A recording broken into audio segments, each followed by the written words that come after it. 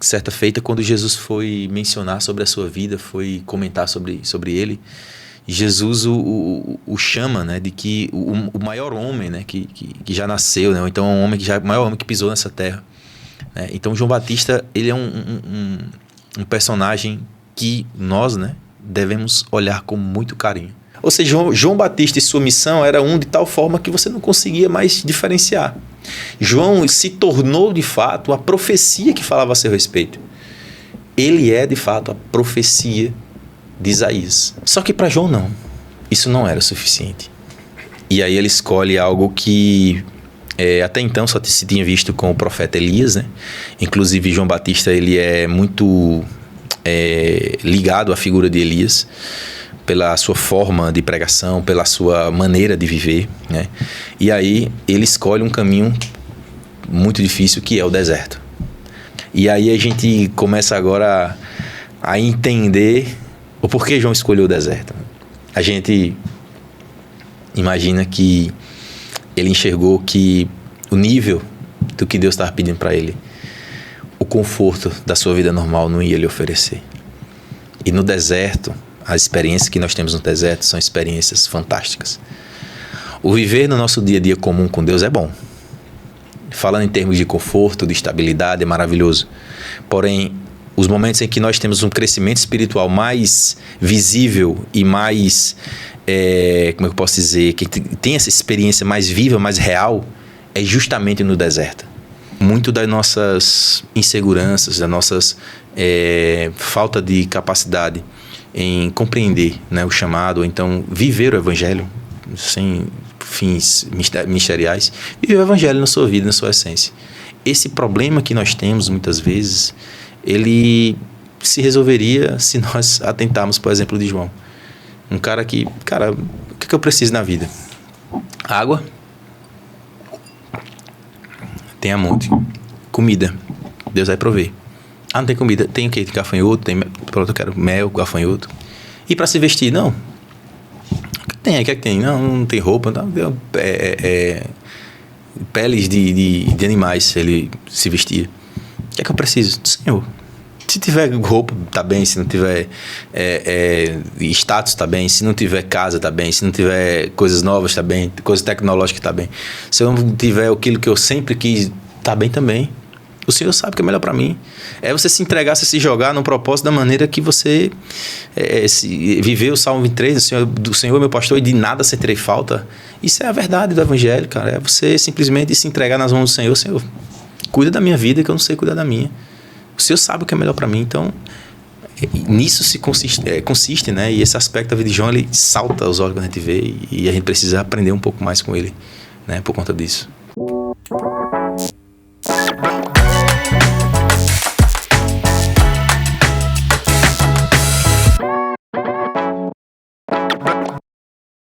Graça e paz, pessoal! Eu sou Pedro. Eu sou Thalita. E seja bem-vindo a mais um Evancast! E aí, Thalita? Você tá bem? Eu tô ótima, Pedro. Nesse dia de hoje, um dia, né, que teve já muitas emoções que a gente viveu nessa sala. Mas eu tô bem, tô muito feliz, tô empolgada. Futuramente, quando a gente bater a meta e tiver o Seja Membro, vamos gravar esses conteúdos e colocar lá no Seja Membro. Vai cair tudo, bicho. Processos virão. Eita, meu Deus. Se inscreva no canal, deixe o seu like. Quem sabe esses conteúdos não vão pro Seja Membro. A gente precisa do seu apoio e da sua ajuda para que isso seja possível. Exatamente, conteúdo exclusivo. Quem sabe vocês dão limite ao canal e depois que o Seja Membro sair, o canal acabe. Mas é isso aí. Brincadeiras à parte, mas estamos aqui em um episódio diferente. A gente já fez um antes e estamos aqui para repeti-lo novamente com o mesmo convidado, mas com um assunto maravilhoso também. Para quem assistiu o primeiro, viu como foi bom esse episódio temático. E estamos aqui de novo. Só que antes de falar sobre o tema, sobre o convidado e sobre o que vamos trazer aqui, Vamos agradecer a quem? Aos nossos patrocinadores. Aos nossos patrocinadores, que são eles. Júnior Honda. Você que quer sua moto, chegou a hora. É só entrar em contato com ele. Arte Mais e Royal Comunicação Visual. Você que quer renovar sua fachada, fazer sua identidade visual ou qualquer área de comunicação visual, é com eles. Então escaneie o QR Code e entre em contato, que eu tenho certeza que vão surpreender vocês. E Isa Makeup. Isa Makeup Shop, elas vendem acessórios, maquiagem e diversidade em cosméticos, então visitem lá para vocês cuidarem da sua beleza e da sua imagem.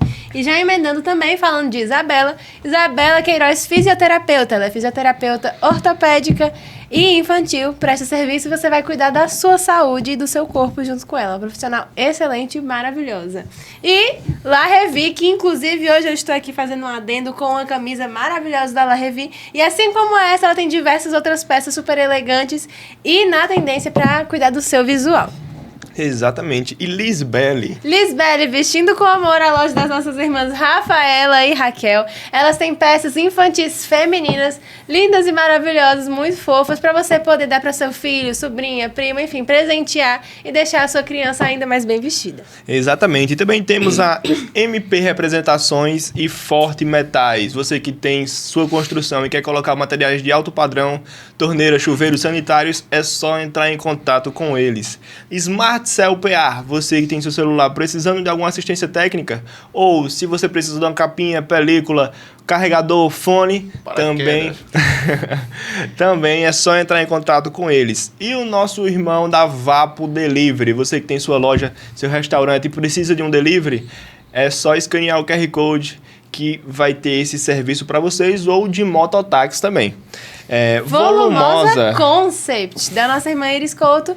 Estão aqui presentes ela e o marido desde a primeira temporada. Exatamente. Ela oferece uma linha de produtos maravilhosos para cuidar do seu cabelo, fazer um tratamento profundo e, assim, cuidar do seu visual, além dos serviços em cabelo que eles oferecem, cuidando do seu estilo, te deixando ainda mais bonito. E falando em ficar bonito, por último, nosso patrocinador Sublime, Estúdio Sublime, que é um estúdio que tem micropigmentação na sobrancelha e nos lábios.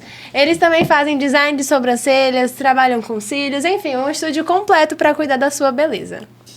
É isso, e queremos agradecer a todos esses que vêm acreditando nesse projeto, acreditando nesse podcast e vêm patrocinando a gente.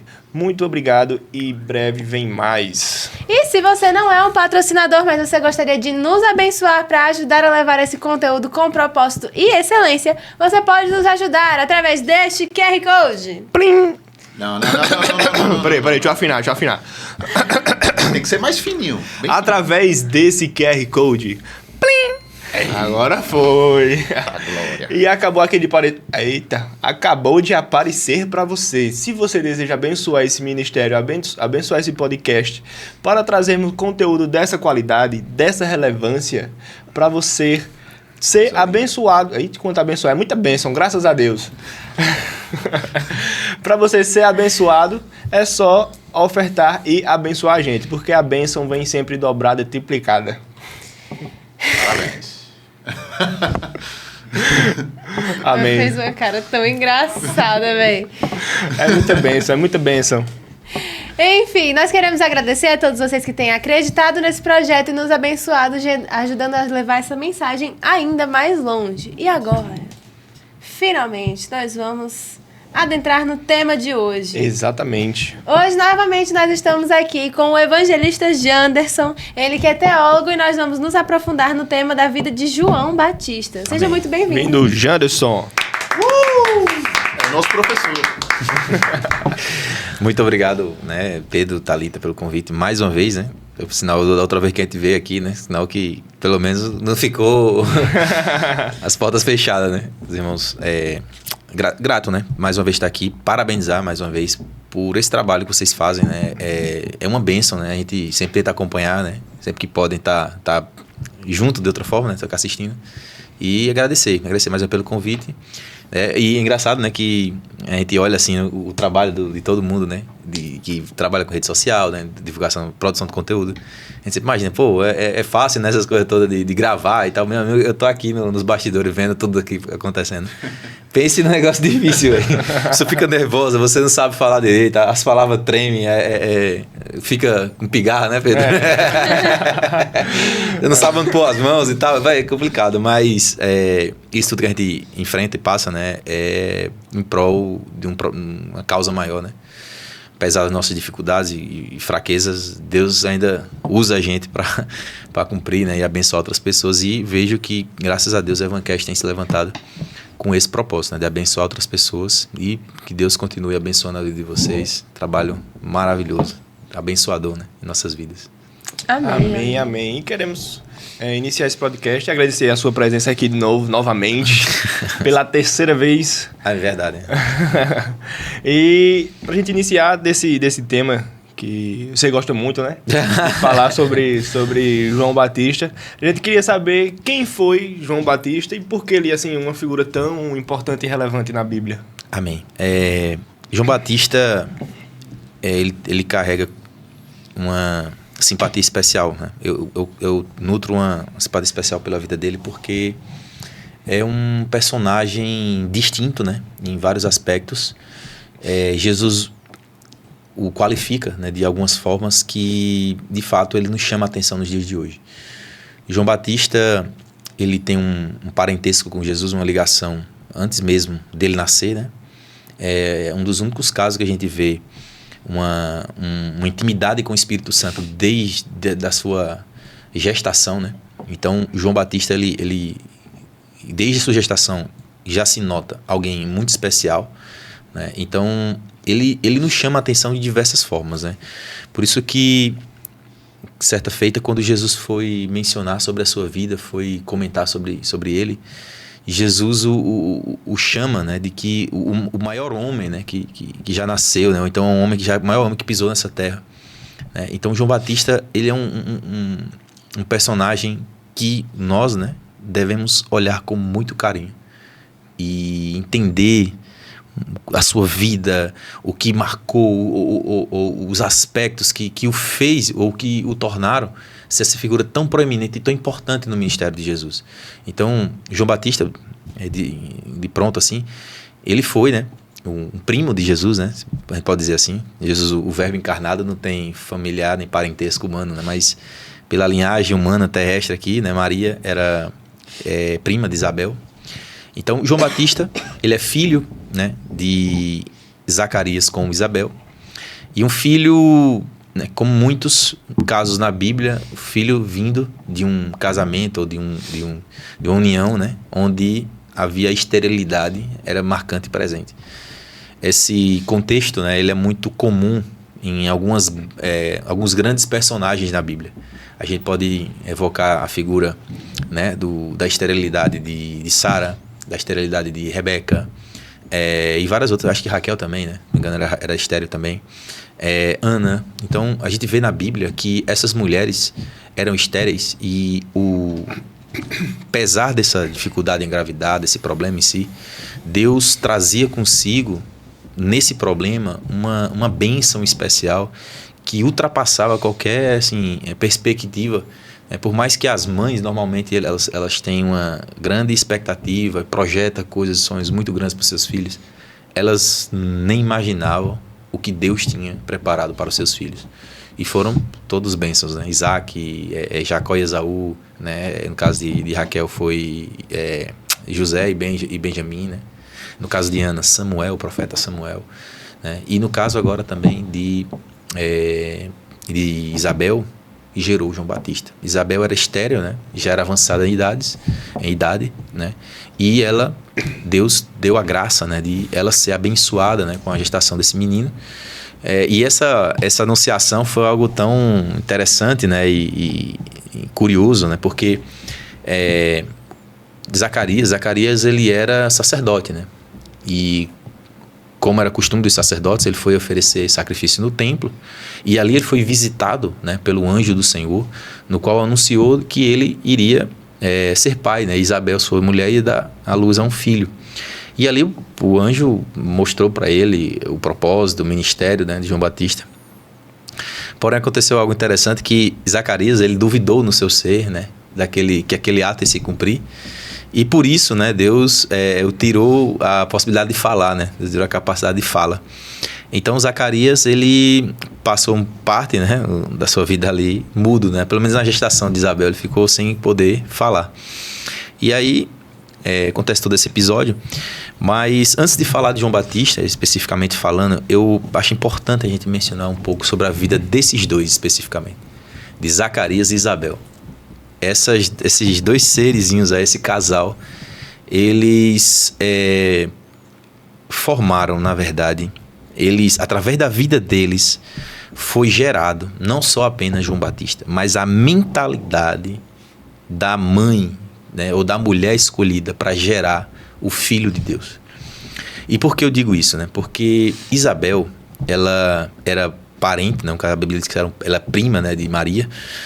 E quando o anjo visita Zacarias e Isabel falando a respeito do filho, né, que eles iam ter, que no caso era João Batista, o mesmo anjo também aparece para Maria para contar outra bênção, que não tem nada a ver com João Batista, que é o nascimento do Filho de Deus. E Deus escolhe uma menina, né? A Bíblia vai falar que Maria, ela era noiva, né, de José, né? E geralmente essa fase, né, de ser noiva e até se tornar mulher, esposa de José, ela era muito jovem, né? Esse período é muito, mais ou menos, Maria tinha, sei lá, em torno de seus 15, 14 a 17 anos, mais ou menos. Então Maria era muito jovem. E a gente sempre imagina a graça de Deus se manifestando, e Deus escolhe as pessoas para exercer seu chamado, seu propósito, não depende das pessoas. Mas de outra forma também, a gente consegue enxergar que Deus escolheu uma pessoa capacitada para tal propósito, né? Deus simplesmente não escolheu uma pessoa comum ou aleatória. Maria era alguém especial. Maria era alguém que continha todas as ferramentas, o caráter de Deus, assim, o caráter de serva, sabe, de simplesmente entender a princípio do que se tratava esse chamado e de pronto, né, de cara, ela não rejeitar e, Senhor, faça-se conforme a tua vontade. Faça conforme a tua serva está aqui para te servir, e simplesmente se curvou diante da proposta. Então Maria é uma mulher espetacular. E essa mulher simplesmente, as pessoas espetaculares simplesmente não brotam do nada, não geram, sabe, aleatoriamente. Você uma hora de um jeito, no outro dia acordou simplesmente, eu acordei mais santo, eu acordei de uma maneira mais propícia para o chamado de Deus. Nada disso. Então, o que nos traz a ideia de que Maria foi formada, foi forjada para ser assim. Maria foi discipulada por alguém. Maria foi ensinada desde muito cedo a respeito do Deus a quem ela servia.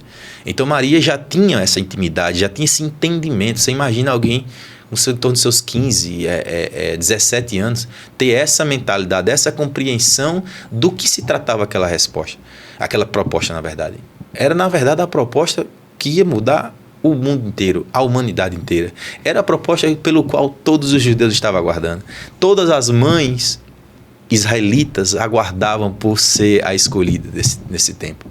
E Maria entendeu tudo isso. E simplesmente, Senhor, faça conforme a tua vontade. A tua serva está aqui para te servir.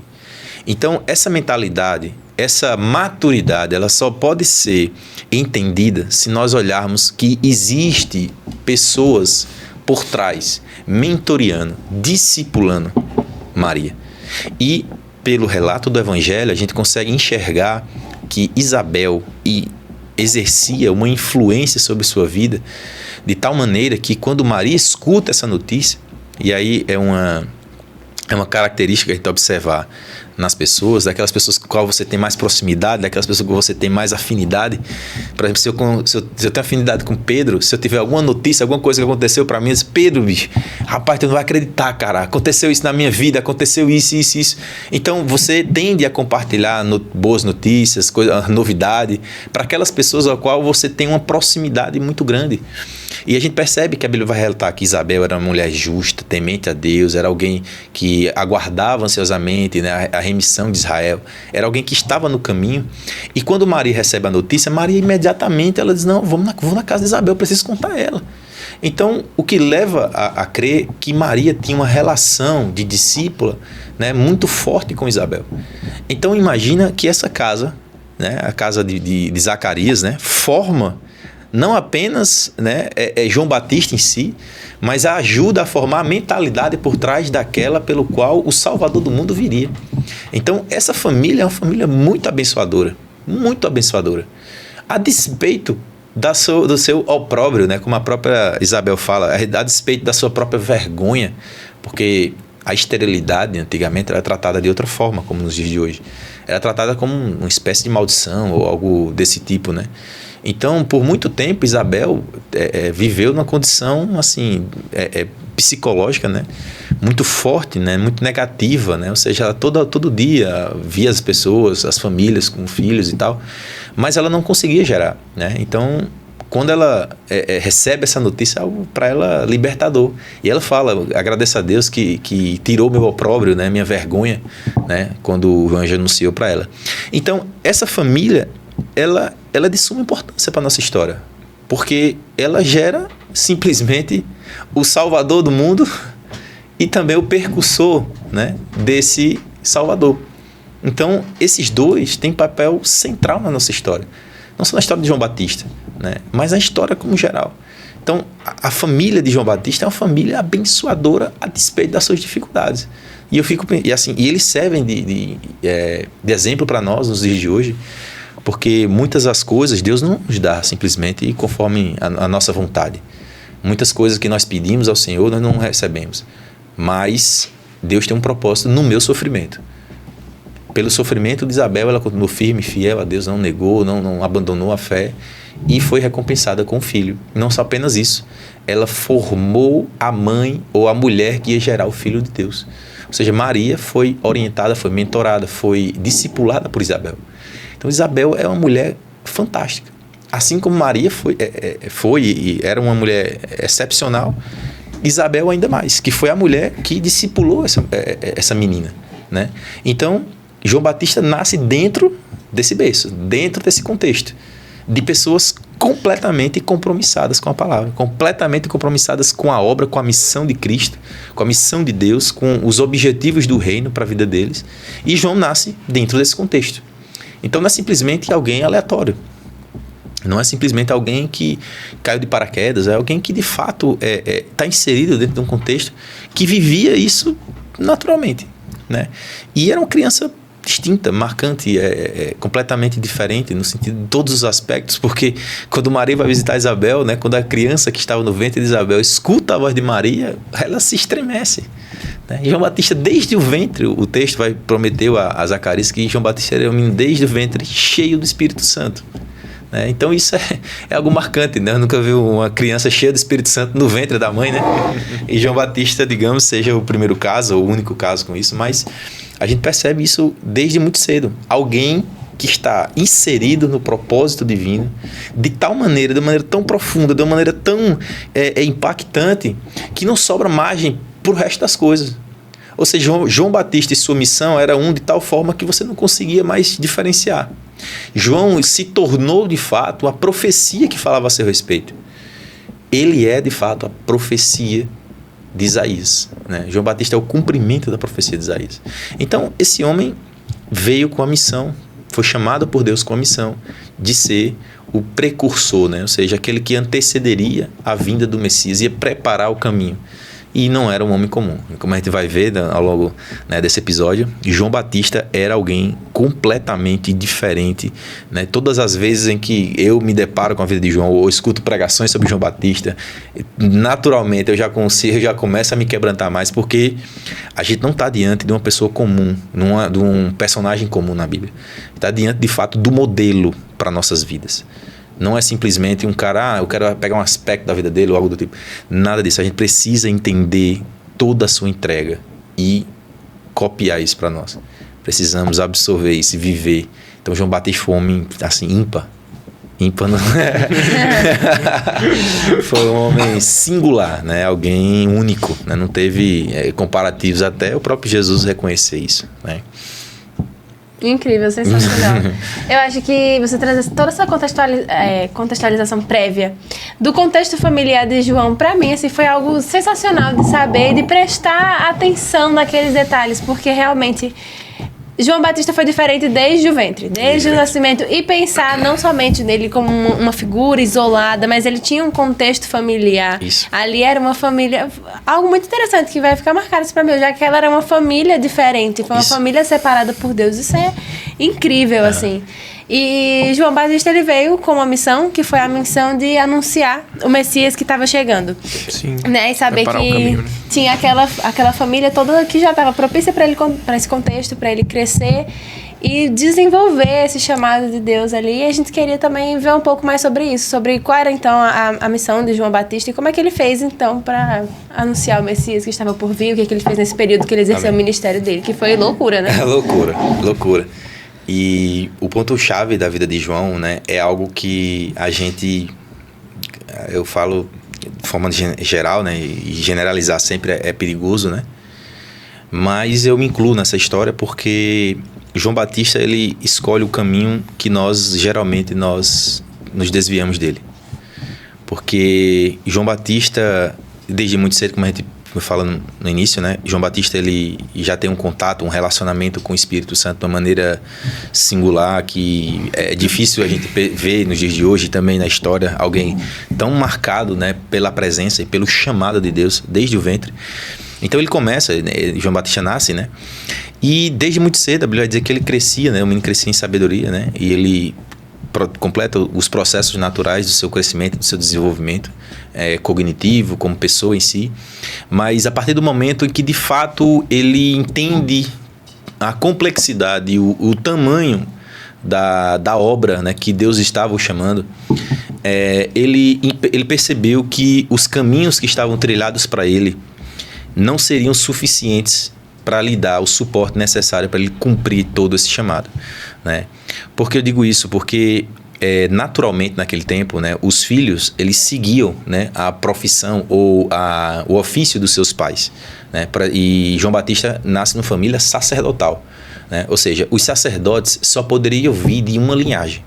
Não poderia haver sacerdote de outro tipo de linhagem, de outro tipo de casa, né? Ou de outra tribo, né? Só a tribo, né, vinda de Arão, né, dos levitas, que eram responsáveis por ministrar o sacerdócio. Então, o sacerdócio, ele era algo passado de pai para filho. Então, quem era filho de sacerdote já tinha aquilo em mente assim, cara, sacerdote é o meu caminho, né?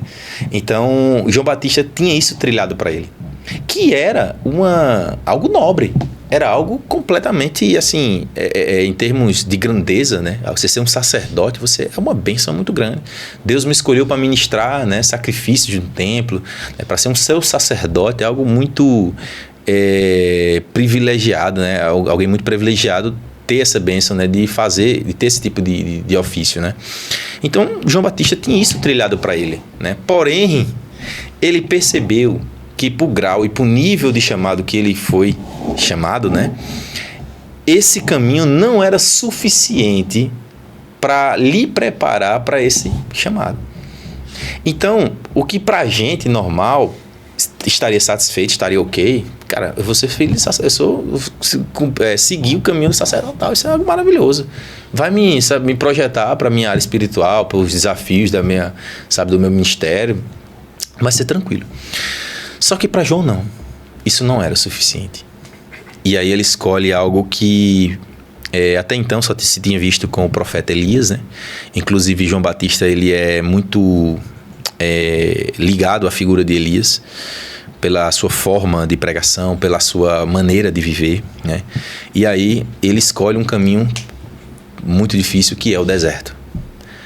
O deserto a gente entende como um ponto crucial na vida de João. Porque até então o deserto era visto, e ainda hoje é visto, como algo momentâneo, algo de dor, de sofrimento, e que sempre nas nossas pregações, no nosso pensamento, ele tem uma conotação passageira.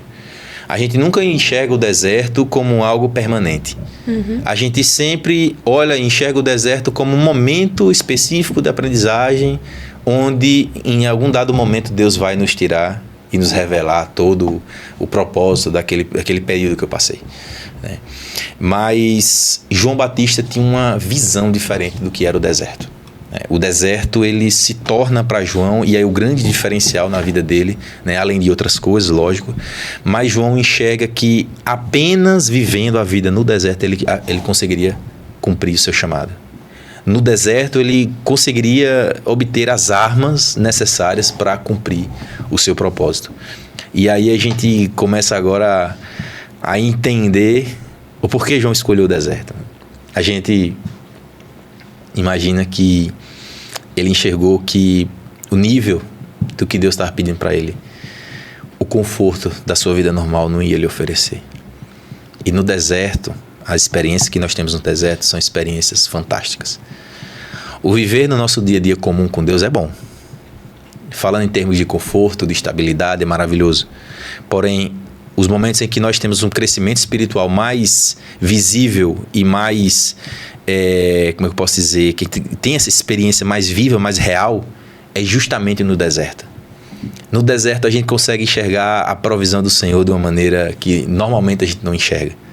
Então, no deserto é esse lugar onde a manifestação da graça do Senhor se torna muito mais visível, plausível, onde não há holofotes, não há fama, não há busca por sucesso, nada. É só você e Deus.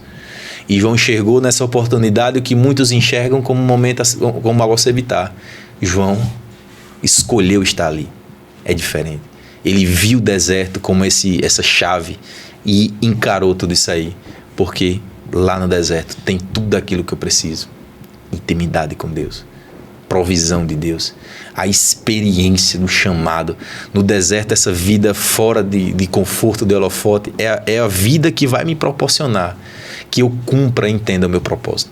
E quando a gente vê o resultado do que aconteceu com João, a gente percebe que, de fato, a sua entrega, o seu entendimento do seu chamado, assim, não vou dizer o domínio, mas o cara completamente assim, imerso no seu propósito. Uhum. Ele não tinha distrações, não tinha, como é que eu posso dizer, nenhum tipo de coisas que podiam atrapalhar na sua vida, né? Ele não tinha entretenimento na sua vida que pudesse tirá-lo do foco.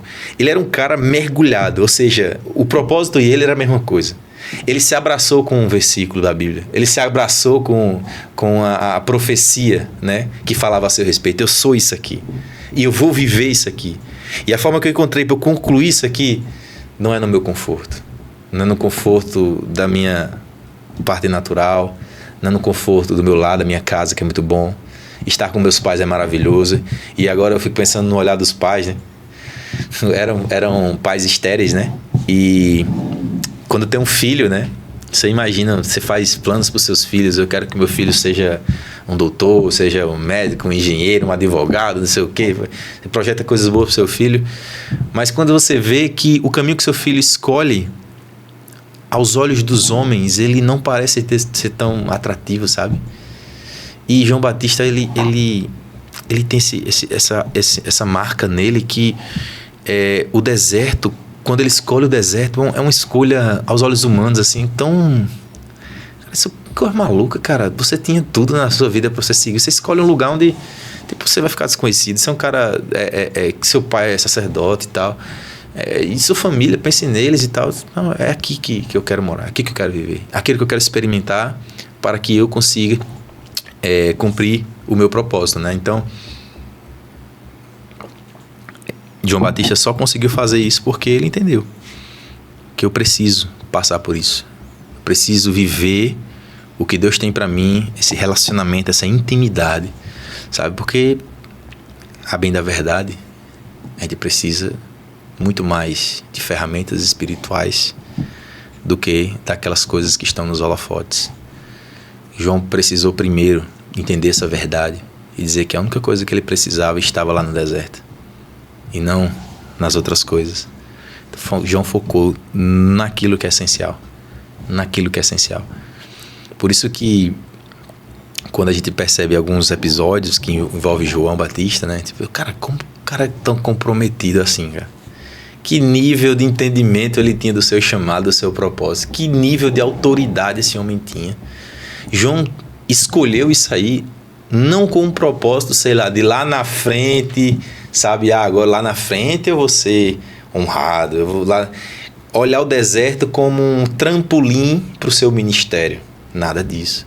Por João, ele morava no deserto e vivia no deserto. Até o momento que Deus disse assim, olha, é o chegado do momento de você começar. Sabe? É chegada a hora. João não sabia a hora exata. João não sabia quanto tempo ia durar seu ministério. Ele simplesmente se entregou. Senhor, eu quero estar aqui com o Senhor. Se o Senhor me mandar para ali, eu vou. Se o Senhor mandar falar isso, eu falo. O que o Senhor está me preparando para fazer, eu vou fazer. O que o Senhor está me revelando a respeito do que eu vou fazer e falar e de quem eu serei, isso vai ser fantástico, porque eu vou ter mais confiança. Sabe, João, em nenhum momento João trocou as coisas. Ele vinha para preparar o caminho. E é isso. Quando vieram dizer para João, aquele cara que você falou lá no batismo, né? Ele tá batizando mais que você, tá fazendo mais que você. Cara, acho que maravilhoso, cara. Que importa que ele cresça, que eu diminua, né? Então, para ele tá sensacional. Então, esse desenvolvimento no deserto foi, assim, o ponto-chave de prepará-lo para o que estava por vir. Então, a preparação de João foi muito mais importante. O resultado a gente vê apenas nos textos bíblicos, mas a parte onde ele vai para o deserto é onde está todo o segredo da vida de João. Sensacional. E justamente porque o João Batista ele se jogou, que ele saiu fazendo loucura. Ele vestia roupa esquisita de camelo, comia uns negócios estranhos. E tava lá, ele na vidinha dele do deserto e fazendo a vontade de Deus. Me diga aí que eu te interrompi. Não, é sobre isso também. Porque assim, ele confiava tanto em Deus, ele tinha uma fé tamanha que não tava nem aí para o futuro, né? Assim, ele estava de olho somente no propósito dele, no chamado que Deus tinha para ele. Ele confiava e falou, eu vou. E que o Senhor venha comigo e o Senhor vai me guiando, vai me mostrando o que fazer, como fazer. Eu só quero cumprir aquilo que o Senhor tem me chamado para poder cumprir. E então é isso, ele confiava tanto em Deus que ele não queria saber se ia perder um conforto, se ia perder algo que já tinha certo lá. Ele só queria viver o propósito e seguir mais fundo, mais profundo no sobrenatural que Deus tinha para a vida dele. E é interessante isso, porque a gente confunde muitas vezes essa escolha de João com um estilo de vida, como é que eu posso dizer? Hippie. Isso, perfeito. E engraçado, né? Porque em Israel, naquele tempo, a gente tem que entender um pouquinho como era a divisão. Existiam subgrupos, né? Grupos. Dentro do judaísmo existiam vários grupos, né? Existiam os fariseus, né? Como a gente percebe muito nas escrituras, né? O Jesus tinha um embate muito grande contra os fariseus. Existia os saduceus, né? Os saduceus também eram outro grupo, né? Também que fazia parte da elite judaica, né? Um dos povos judeus também. Existia os zelotes, né? Um dos discípulos de Jesus também é um zelote, né? Simão, ele é considerado zelote. E o zelote tem uma característica muito grande, né? De que o reino de Deus ia ser alcançado através da espada, né? Ou seja, Deus ia invadir o mundo nesse sentido, né?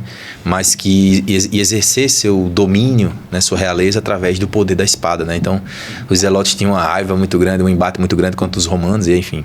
E aí eles faziam guerrilhas, né? Contra eles. Então, existiam os zelotes, né? E também existiam os essênios. Os essênios eram justamente esse grupo de pessoas que viviam mais à margem, né, da sociedade, pessoas que tinham um apego, né, pela a vida vindoura, né, contanto que não se apegavam muito aos detalhes dessa época em si, né. Eram pessoas realmente desapegadas no mundo natural. E muitos estudiosos fazem uma ligação muito grande de João com justamente o grupo dos essênios, né. Então, há de fato muitas pessoas que defendem que João fazia parte, né, do grupo dos essênios, mas a verdade, a Bíblia não deixa tão claro isso para nós, né, mas as características são muito parecidas, mas essas coisas não são muito importantes para nós nos atermos a isso, mas por existir essa semelhança, muitos ligam, né, João Batista com os essênios. Mas, voltando ao que Pedro estava falando, o interessante é que esse estilo de vida nós enxergamos apenas no sentido, cara, que loucura, parece que aquelas pessoas deslocadas da realidade das coisas, né? Como se essas pessoas vivessem de uma maneira, numa alucinação, sabe? Vivessem em outra realidade, certo? E a gente tende a pensar, né? Olhar para essas pessoas com essa visão meio preconceituosa, né? Mas no caso de João tinha algo ele tinha um pouco disso, né? As pessoas olhavam para ele assim, esse cara é meio esquisito, meio maluco, sabe? O estilo dele de ser e tal era muito diferente do que as pessoas normalmente viviam, e era para ser assim mesmo. Imagina alguém que vive no mato, como diz a história, né? Vive no deserto, e outra pessoa vive na cidade, é completamente diferente, né? O choque de cultura, né? Esse encontro, esse embate aí, vai ter diferenças, isso é normal. Mas o que muitas pessoas têm a compreensão equivocada é que como se João simplesmente fosse apenas isso, fosse apenas uma pessoa diferente, uma pessoa que vive uma realidade diferente. Porém, quando a gente vê a vida de João, a gente percebe que existe algo marcante nele, e que nesse aspecto ele é diferente, não por conta da sua forma de viver, mas da sua intimidade, do seu relacionamento, do seu contato com Deus. Ele tinha uma compreensão das coisas, assim, de uma realidade completamente diferente daquelas pessoas que viviam o nosso contexto do dia a dia, né? Então, na verdade, quem era o estranho da história não era João. Quem era o estranho da história eram os outros. Porque João decidiu viver o propósito do Senhor. E para atender esse propósito, ele decidiu largar a sua, digamos, o seu conforto, largar, sabe, as suas, como eu posso dizer, a sua zona, né, de conforto em si, para se colocar numa situação de completa dependência. E o chamado de João nos aprende, não que ele convida todo mundo a ser assim, não exatamente. O que a gente deve aprender são os princípios que ele nos ensina, que é o quê? Entender que a gente depende nada mais além do Senhor. Não existe nada em qual nós nos apoiemos além do Senhor. O João entendeu isso. O único caminho que poderia me oferecer isso era o deserto, e eu vou para lá. Não interessa, não, mas você é filho... Não interessa, cara, eu vou para lá, que eu estou decidido. Não, mas você vai ser visto... Eu não quero saber. Bicho, eu não estou buscando fama. Eu não estou buscando sucesso. Eu não estou buscando proeminência. Eu não estou buscando reconhecimento. A coisa que eu estou buscando, e o único lugar que tem para mim me oferecer é o deserto. E eu estou indo para lá. Então, essa figura que a gente enxerga João, um cara lunático, um cara maluco, um cara que vive em outra dimensão, outra realidade, quando a gente percebe, adentra mais um pouco na história dele, percebe que era extremamente o contrário. Era alguém completamente dentro do propósito, era alguém lúcido, era alguém que entendia o que estava fazendo, sabe? Não era conversa à toa, conversa solta, sabe? Era alguém de fato que compartilhava uma intimidade com Deus, e as pessoas olhavam para João. Cara, João Batista era um cara que inspirava as pessoas. João tinha discípulos que, quando observava a sua ousadia, a sua intrepidez falando, pregando, né, denunciando as pessoas, olha, cara, esse cara é diferente. Esse cara tem uma coisa que nós não temos, a nossa sociedade não tem, não temos um profeta igual a esse homem. Por isso que, logicamente, as comparações foram inevitáveis. Né? Esse bicho deve ser o Elias, deve ser algum dos profetas que vieram, ou o próprio Cristo, quem sabe? Será que não é ele o Cristo? Né? Tamanha sua ousadia, tamanha sua proeminência. Então ele precisa parar de ter essa visão meio de hipster, de maluco de João, e ver o tópico completamente contrário. Ele era o normal, ele é de fato o modelo para ser seguido, né? Não no sentido da forma em si, mas na essência do que ele fez. Se nós estamos numa situação onde nós sabemos, e o Senhor deixa claro que existem situações em que eu não vou conseguir alcançar o objetivo que o Senhor quer para a minha vida, porque existem empecilhos, existem distrações, existem obstáculos que não é o Senhor que vai remover esses obstáculos. Esses obstáculos eu preciso remover. Eu preciso deixar a sala limpa, deixar o caminho sem nada. E é um caminho que eu digo a vocês, é um caminho completamente difícil de você fazer. Sim. É você se jogar no escuro, é você se jogar no abismo, e não saber o que vai acontecer com a sua vida, e você viver, Deus, eu só dependo do Senhor, e é só o Senhor que eu estou precisando, e é isso que eu vou buscar para a minha vida. Então, João traz esse aspecto que a gente precisa voltar à dependência, voltar à intimidade, voltar a buscar compreender esse relacionamento, como funciona. Muito das nossas inseguranças, das nossas falta de capacidade em compreender, né, o chamado, ou então viver o evangelho sem fins ministeriais, viver o evangelho na sua vida, na sua essência. Esse problema que nós temos muitas vezes, ele se resolveria se nós atentarmos, por exemplo, de João. Um cara que, o que eu preciso na vida? Água, tem a monte. Comida, Deus vai prover. Ah, não tem comida. Tem o quê? Tem gafanhoto? Pronto, eu quero mel, gafanhoto. E para se vestir? Não. O que é que tem? Não tem roupa. Não. Peles de animais ele se vestia. O que é que eu preciso? Do Senhor. Se tiver roupa, tá bem. Se não tiver status, tá bem. Se não tiver casa, tá bem. Se não tiver coisas novas, tá bem. Coisas tecnológicas, tá bem. Se eu não tiver aquilo que eu sempre quis, tá bem também. O Senhor sabe o que é melhor para mim. É você se entregar, você se jogar no propósito da maneira que você viveu o Salmo 23, do Senhor meu pastor, e de nada sentirei falta. Isso é a verdade do Evangelho, cara. É você simplesmente se entregar nas mãos do Senhor. Senhor, cuida da minha vida, que eu não sei cuidar da minha. O Senhor sabe o que é melhor para mim. Então, nisso se consiste, né? E esse aspecto da vida de João, ele salta aos olhos quando a gente vê, e a gente precisa aprender um pouco mais com ele, né? Por conta disso. É isso aí. É isso aí. E falando dele ser, assim, bem desprendido do mundo e das coisas da época ali, ele também foi desprendido da questão das figuras de autoridade que traziam tanto medo. E ele não tinha medo de confrontar, não. Ele estava ali, como você falou, focado na mensagem do Evangelho, focado em levar a palavra de Deus. E eu quero Deus, quero falar de Deus, quero trazer a mensagem do arrependimento, vai todo mundo se arrepender, porque senão não vai dar certo. E é isso aí.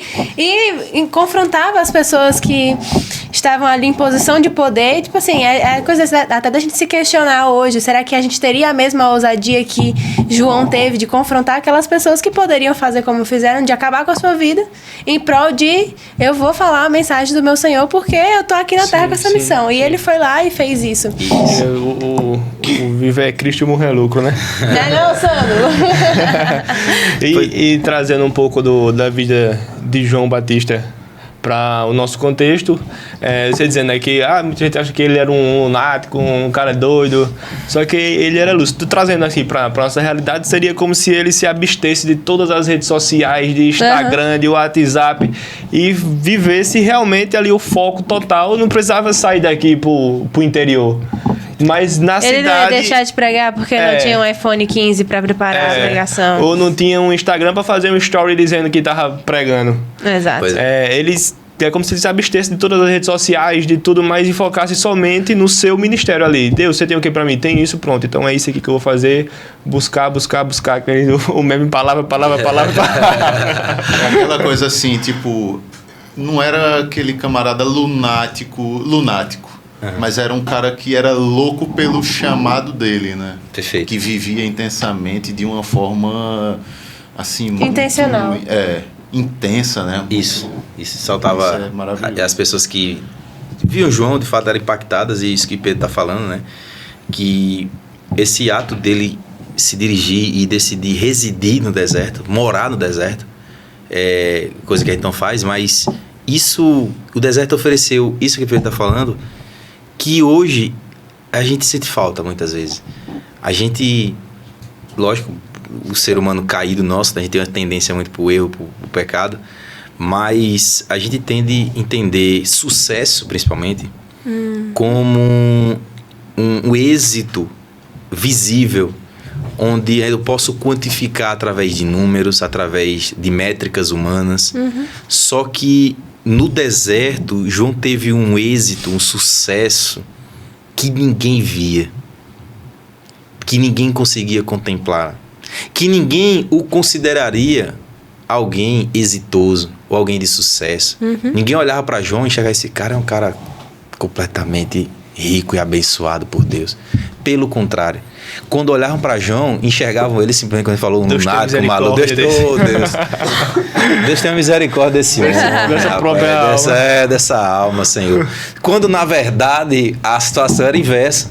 João que olhava para as pessoas, né? E olhava, meu Deus, o pessoal todo preso a essas coisas aqui, né? Deus tem misericórdia. Então, João mostra uma realidade que a gente muitas vezes esquece nos dias de hoje, que é a métrica de sucesso, né? João tinha no deserto o que ele mais precisava, o relacionamento. Isso é o que é mais importante. E é algo que hoje eu não consigo medir, por exemplo, na vida dos outros. Eu consigo enxergar as coisas e muitas vezes eu basear algo naquilo que eu vejo, mas isso não é o correto.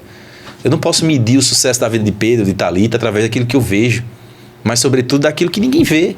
O sucesso é isso. O sucesso cristão, bíblico, né? Ele não tem a ver com as métricas humanas. Ou seja, não é porque um ministério, sei lá, muitas pessoas estão sendo convertidas através de uma pregação, ou então um louvor alcança a marca de não sei quantas pessoas ouviu no Spotify, algo do tipo, ou então um podcast que atingiu, sei lá, a marca de não sei quantos inscritos, ou enfim, fecha não sei quantos patrocínios. Isso não define o sucesso ministerial cristão, né? O que define o sucesso ministerial cristão é se vocês estão fiéis àquilo que o Senhor chamou vocês para fazerem. Por quê? Porque nessa fidelidade o Senhor abençoa outras pessoas. E isso é o mais importante do que simplesmente números, do que simplesmente se atentar às métricas humanas. As métricas humanas, ela tem seu papel, mas ela não tem o balizador da obra de Deus. Ela não baliza a aceitação e a aprovação de Deus. Existem pessoas que estão batendo nas métricas humanas. Existem pessoas que estão batendo, né, todas as metas, estão deixando as metas abertas e dobrando, né? Dobrando a meta. E atingindo tudo isso. Porém, estão sendo reprovadas pelo Senhor. Exatamente. Porque fugiram da essência, fugiram do propósito. E João Batista pegou o que é essencial. O que é essencial? O que é substancial? O que é que eu não posso viver sem? É a presença do Senhor. Isso não tem como o ser humano medir. Sim. Não tem como eu quantificar como alguém é próximo, alguém é cheio de Deus, através de, de ver quantas pessoas um homem prega e pessoas se convertem. Isso não tem nada a ver, entendeu? Então, João Batista nos ensina isso. A mudar o nosso foco de êxito e de sucesso nas nossas vidas. Porque, por exemplo, para analisar outros personagens, a vida de Isaías, por exemplo. Isaías foi um homem que teve um ministério fracassado ou teve um ministério de sucesso? Porque na sua pregação poucas pessoas se converteram. Poucas pessoas vieram ao arrependimento através da sua vida. Mas a pergunta é, ele foi exitoso no seu ministério? Tem Jeremias também, né? Jeremias também. Criticado assim, né? Perfeitamente. O próprio Noé pregou durante 120 anos e ninguém se converteu. Ninguém se converteu, né? Mas a pergunta é, ele foi exitoso? Ele teve um ministério de sucesso? Esse tipo de dilema que João Batista nos leva quando nós mergulhamos em sua vida. Que nós estamos muitas vezes mergulhados em padrões humanos, né? A forma humana de enxergar as coisas, e muitas vezes a forma não só humana, mas mundana em si. Né? A gente traz para o evangelho como se Deus estivesse preocupado com isso. Sim. Deus está preocupado com a forma. Não, cara, mantenha jeito simples, a essência. A mensagem do evangelho em si, ela é poderosa para transformar as pessoas. E se vocês alcançarem a vida de uma pessoa, a Bíblia fala que a vida de uma pessoa, de uma alma, vale mais que o mundo inteiro. É nisso que eu me agarro. É no propósito do Senhor. Eu posso colocar minha cabeça a prêmio, mas eu não coloco o propósito do Senhor a prêmio. Ou então não deixo o propósito do Senhor em segundo plano. Pelo contrário, ele é o primeiro plano. Perfeito. Se ele não for isso, não faz sentido eu estar aqui. É isso. Então esse é um dos legados de João, né? Parte do sucesso e essa noção que ele tinha, né? De entender exatamente para que ele tinha sido chamado, né? Porque hoje em dia a gente sofre muitas vezes de uma crise, né? Crise existencial, crise de propósito, né? Mas a verdade é que Deus, ele é claro, né? Ele é claro naquilo que ele quer para nós. Ou seja, eu busco, eu quero o meu propósito, o que é que eu sou chamado, o que é que eu vim fazer nessa terra? Cara, existem as promessas, existem as ordens que para todos os cristãos. Para todos os cristãos. Jesus fala, vinha após mim, acabou-se. Venha após Jesus. Você vai descobrir uma hora ou outra, se você for chamado para alguma outra coisa específica. Mas as pessoas perdem tempo tentando buscar algo que... Primeiro que foi chamado, depois ir. Pois é, não vá, cara. Acompanha aí a multidão dos arrependidos aí. No caminho, em algum momento, o Senhor vai dizer, eu quero ser separado para isso. Eu quero ser separado para aquilo. Então, a gente precisa... foca aqui, ó. E João tá lá. Eu tô aqui com o Senhor. Eu não sei ainda como é que vai ser exatamente, mas eu tô aqui, ó. Eu não largo a tua mão. Se o Senhor mandar para cá, eu vou. Se o Senhor fazer isso aqui, eu faço. Se o Senhor quer que eu viva nessa vida da dependência, eu não sei o que é que eu vou comer daqui a pouco. Não sei o que eu vou comer amanhã. Eu não sei onde é que eu vou dormir. Eu não sei qual a roupa que eu vou vestir, mas eu sei que o Senhor é um Senhor na minha vida. Isso é mais importante, né? Então ele olhava isso aí, Eu não preciso de muita coisa, não. Eu já tenho tudo aqui. Né? É isso aí. E trazendo ainda para o pessoal, hoje a gente traz, como você falou, né, as métricas do mundo, muito para a igreja, para ver, se tem isso aqui, então tá bom. Se não tem, se o culto tá cheio, então foi bênção. Se foi vazio, então não foi bênção. Se teve profecia lá e reteté, foi bênção. Se foi só um culto de ensino ali, foi só um culto de ensino, foi normal, um culto normal. Aí a gente traz muito isso para dentro das igrejas. Só que Deus está ali presente, um culto de ensino, eu vejo muito, muito rico, tão quanto um culto que você recebeu ali uma palavra de Deus, né? Você recebeu ali uma profecia de Deus, porque você está vendo também, tendo a palavra revelada ali na sua frente, ensinamento. Esse podcast aqui, onde a gente já destrinchou no outro podcast sobre as parábolas de Jesus, esses estão tratando sobre a vida de João Batista. Aqui é um podcast que a gente está aprendendo sobre coisa não está tendo profecia, não está tendo nada, mas eu tenho certeza que está sendo bênção, Deus está aqui presente e está levando a palavra também para quem está assistindo. E é isso, muitas vezes a gente pensa, se esse podcast atingir muitas views, milhões de views, então foi bênção. Se atingir só 100, 10 views, então é porque não foi bênção. Mas às vezes ali uma alma no meio daquelas 10 que assistiu foi atingida, foi ali, recebeu, foi impactada, recebeu a palavra, então ali para ganhou, o salário já de você. Vale a pena, já valeu a pena, né? É isso mesmo. E assim, para vocês deve ser bem desafiador essa tentação de você muitas vezes validar, né, como está o andamento do sucesso, né, pelas métricas, né, do YouTube e tal, do que o pessoal considera hoje como questão das redes sociais como algo aceitável, né? Mas nós cristãos temos um outro olhar, né? E isso é o que eu vejo vocês muito motivados nisso, em fazer a vontade do Senhor. Né? Porque esses testemunhos de pessoas que ouviram, né, um podcast desse ou algo do tipo, um testemunho, algo do tipo, e foram impactadas, foram marcadas, né, tiveram sua vida alcançadas, né, mudaram de vida. Cara, isso aqui, sinceramente, eu não podia ter um inscrito, teve um view. Se essa pessoa contasse esse testemunho, cara, é melhor do que ter uma plaquinha daquela do YouTube, é melhor do que... Por isso que eu sei que o anseio de vocês não é simplesmente ser famoso, ou então ter as mesmas métricas de que youtubers, né, de carreira, né, tem, né? O nosso propósito é outro, né? E eu louvo o Senhor pela vida de vocês nesse aspecto, porque de fato a gente percebe isso, de que a intenção, né, de vocês fazerem isso aqui, cara, o pessoal de casa não tem noção, mas isso dá um trabalho tão grande. A gente tá aqui, cara, eu vim do trabalho direto pra cá, Pedro tá aqui também desde cedo na igreja, tá ali também dos seus afazeres, tem a equipe aqui também que tá aqui com a gente, é uma dificuldade tão grande. Então, fazer tudo isso aqui e assim, não enxergar, né, de uma maneira tão rápida e visível, né, o resultado do sucesso em si, né, a nossa mente pode fraquejar um pouco e pensar, será que realmente a gente está fazendo certo? Será que a gente não está fazendo algo de errado, algo do tipo, nesse sentido, né? Mas olhar para João Batista me joga de novo no propósito do Senhor, porque ele me ensina, cara, se eu tenho algo que o Senhor colocou no meu coração, algo que o Senhor me chamou para fazer, e eu tô ali, seguindo. Não importa o que os outros estão numerando, o que os outros estão qualificando. Eu tô seguindo o Senhor, cara. As métricas são diferentes. Vocês podiam fazer coisas que atingiriam, né, o processo natural, sei lá, de um grande podcast e tal.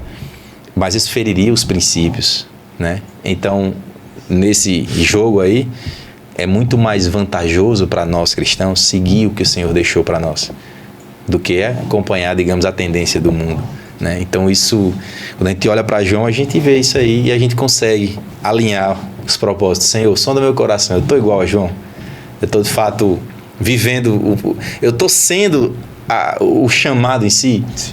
João era basicamente, você não sabe diferenciar o que era João, o que era o chamado dele. Ele era basicamente, ele viveu o seu propósito no seu ápice, né? Ele e o chamado era um só, né? Era justamente, né? Como diz o pastor Marcondes, né? A gente não tem um chamado, né? O chamado nos tem, né? O ministério nos tem. Então eu tenho outra frase até de um rap, né? Do Chatagema, né? Eu lutei, mas quem venceu foi a vocação, né? Então não adianta lutar, né? Eu fui chamado para isso. Eu não vou saber viver bem em outro lugar. Posso até tentar, como é que eu posso dizer, mascarar, né, o chamado interno, o ardor no nosso coração. Mas isso não vai ser suficiente para aplacar, sabe, a satisfação em Deus que nós temos hoje. Então, saber que nós estamos no caminho do Senhor, isso nos motiva, nos deixa mais com combustíveis para continuar, né? Então, isso é muito mais importante do que as métricas que o mundo tem para nós. É isso aí. Estar no caminho nos aproxima da presença de Deus, e quando a gente está perto da presença de Deus, a gente já tem tudo que a gente precisa. E a gente não sente falta de mais nada, inclusive não sente mais falta, como você falou, do sucesso humano, da questão da aprovação humana. A gente, quando está na presença de Deus e sabe que está seguindo ali o propósito, a recompensa, ela não vem não necessariamente, como você falou, por medidas humanas. A gente não reconhece que está no lugar certo a partir do sucesso. A gente reconhece que está no lugar certo quando a gente vê as bênçãos de Deus vindo para nossas mãos. E quando eu digo bênçãos, eu não digo, sabe, prosperidade material. Eu não estou falando de coisas terrenas. Eu estou falando, a gente vê a presença de Deus na nossa vida e das pessoas que estão ao nosso redor aparecendo de uma maneira diferente. A gente vê que a gente está tendo sucesso espiritual ali quando a gente está próximo de Deus, quando a gente vê a presença de Deus aparecendo na nossa vida de forma mais marcante, quando a gente consegue viver coisas novas com Deus e viver coisas que a gente não seria capaz de viver se a gente não estivesse nessa caminhada intensa de seguir firme no propósito. E muitas vezes fazendo coisas que são loucura para quem é humano e está vendo com os olhos humanos, mas sabendo que a gente está seguindo o caminho certo com Deus. Então é isso aí, vamos viver junto com Deus. Amém. Entendeu? Que é a melhor coisa que tem, e aí a gente não vai sentir falta de nada. Amém. E falando disso, de não sentir falta de nada, inclusive de aprovação humana, de sucesso humano, era muito a questão do próprio João Batista também, porque ele falava muito uma palavra de arrependimento e de confronto. E a gente vê hoje em dia que muitas pessoas preferem não dar ênfase ao arrependimento e dar ênfase às outras coisas, né? As bênçãos humanas, você vai prosperar e você vai vencer e Deus vai fazer isso e aquilo. E na real, essa não é a essência do Evangelho. A essência do Evangelho é sobre corações arrependidos que estão buscando ali se reconectar com o Pai. E o que ele vai fazer ou deixar de fazer no meio do caminho, isso pouco importa, porque a gente não tem que estar com os olhos interessados nisso. Nossos olhos têm que estar no céu, tem que estar em Deus, tem que ser justamente, viver como João Batista vivia, com um chamado ardendo no coração e nada nos parando, e a gente não olhar para as coisas aqui não importa. Viver o chamado ardente, isso ser maior do que a nossa vida, ser maior do que nós. E era muito o que era expresso nas atitudes de João Batista. Sim. Essa palavra do arrependimento, ele convocando outras pessoas a viver o arrependimento, porque é a base do Evangelho. É onde a gente começa a caminhar. E a gente queria ouvir um pouquinho mais você falando sobre isso, sobre essa mensagem que João Batista trazia. Amém. É interessante porque nesse momento, né, do contexto de Israel, o povo de Israel estava passando por um período que nós chamamos de silêncio, né, de Deus, né? Desde a última atividade profética no Antigo Testamento até o início do Novo ali, né, a aparição de João, já havia se passado 400 anos, né, sem aquela atividade profética como era comum na história de Israel, né? Então havia 400 anos, digamos, de um silêncio, né? Vamos dizer assim, entre aspas, que Deus não se manifestava de maneira profética ao seu povo. E Deus escolhe João. Olha o tamanho do chamado de João. João vai ser a pessoa que vai recolocar o povo de novo nesse ambiente profético, de profecia, de alguém que ouve a voz do Senhor e fala segundo a voz do Senhor. Então, João era esse camarada. Então, ele pensou, né? Olha o tamanho da responsabilidade que eu tenho. Eu não posso simplesmente viver uma vida cristã mediana, não posso simplesmente viver a minha vida espiritual no piloto automático ali. Eu preciso, de fato, viver na profundidade que é necessário e na seriedade que é para ser levado o ministério. Então, o que é que ele faz? Se adequa a isso. E em que consistia nesse chamado, né? A mensagem que ele tinha, a profecia, entre aspas, né? Eram profecias, digamos, não tão agradável, né, ou palatável, né? Ou seja, o sabor das pessoas que experimentavam, né, essa mensagem de João não era tão, como é que eu posso explicar? Tô te entendendo.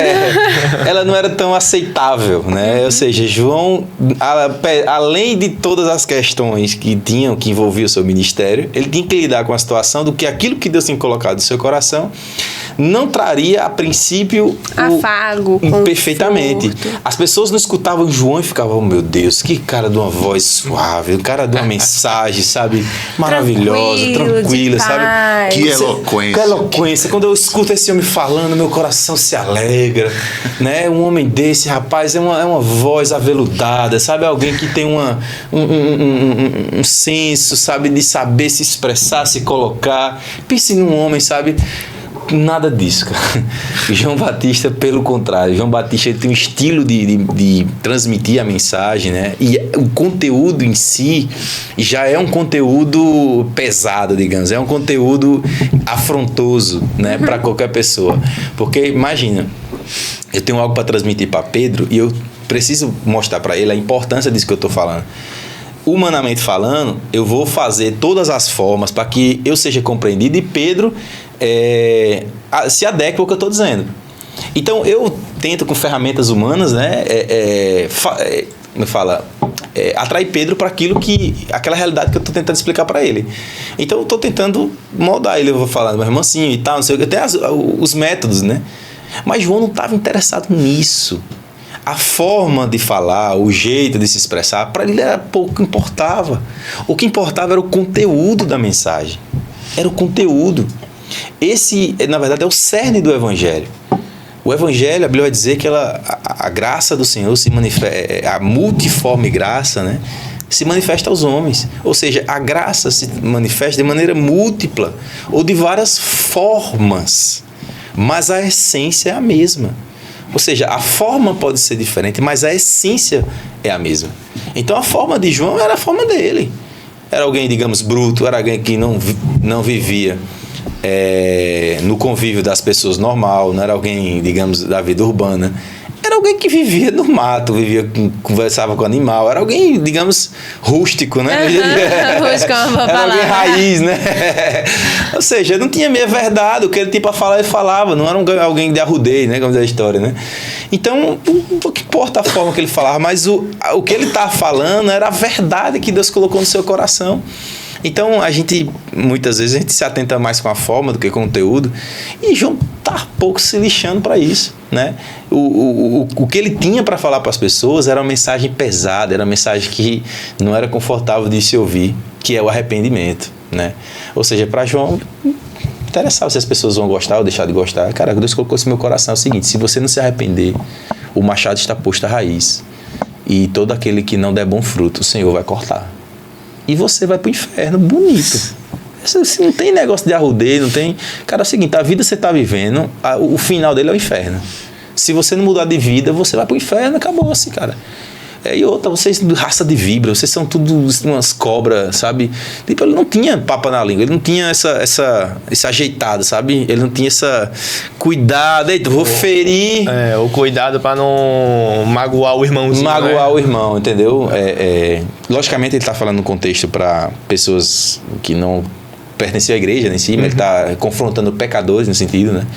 Muitas vezes a gente precisa, a história, o doido, né, só dá fé depois de outro doido aparece, né?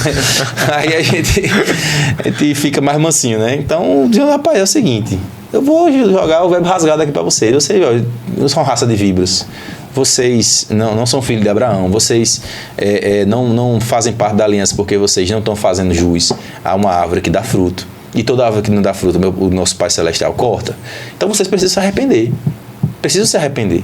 E isso, João nos ensina que é muito mais importante. Porque João foca, olha como é engraçado, que João foca nas coisas que mais importam. Como a gente falou no início. João focou na intimidade. João focou no deserto, onde ele traz essa proximidade com Deus. E aqui João foca na mensagem. Se você é fiel com Deus na sua intimidade, você vai ser fiel à mensagem. Você vai entender o que é mais importante na sua vida, é aquilo que você prega, é sobre aquilo que você está balizado. No qual, se eu sair daqui, acabou para mim. É aquilo que me sustenta, é aquilo que me dá fundamento, é o meu caminho. Se acabar isso aqui, se eu pregar algo disso, eu não tenho mais caminho para trilhar. Eu tendo a se perder. Então, João entendeu isso. Eu vou viver a verdade, e a verdade é o quê? É arrependimento? É arrependimento que eu vou pregar. Esse povo precisa se arrepender. E, de fato, muitas pessoas vieram até João porque entenderam a mensagem. E João estava, como a gente chama de pavimentação do caminho. Sim.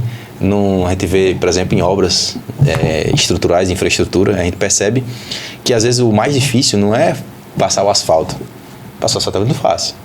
O problema maior é que você pavimentar, é você construir, passar com a patroa ali, né? Ou então com outro tipo de equipamento, preparar tudo belezinho e tal, para receber o calçamento. Depois que o calçamento tá beleza, gente, você chegou lá, o cara passou o asfalto, acabou-se.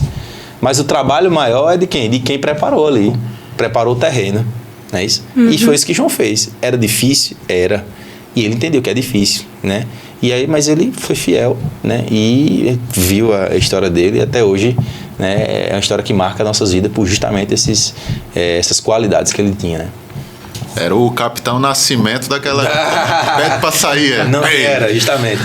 João era papo reto, não tinha curva não. Ui, voltei. Então, é interessante essa parte também, Thalita, quando eu estava falando sobre o pregar arrependimento, né? Que que ele pregava arrependimento, arrependei-vos e tal, tudo mais. E hoje, trazendo para o nosso contexto hoje, o pessoal às vezes prega até arrependimento. Só que é um arrependimento tipo, ó, peça perdão dos seus pecados e vai viver sua vida. E não é assim, a gente tem que pedir perdão dos nossos pecados e renunciar. Perfeito. E levar a nossa vida assim, focado na palavra. Se pecou, pediu perdão, renuncia aquilo. Não é pediu perdão agora, daqui a uma semana, um mês, um ano, peca de novo. Não, tá tranquilo, é só pedir perdão e tá tudo certo. Deus é misericordioso, vai me perdoar e quando ele tocar a trombeta lá, eu vou estar lá subindo também com ele. E não é bem assim. Por isso que ele era bem espada, né? Falava, não tava nem aí. Até porque a questão do arrependimento, né? Do pedir perdão a Deus, não é só eita, vacilei, vou pedir perdão.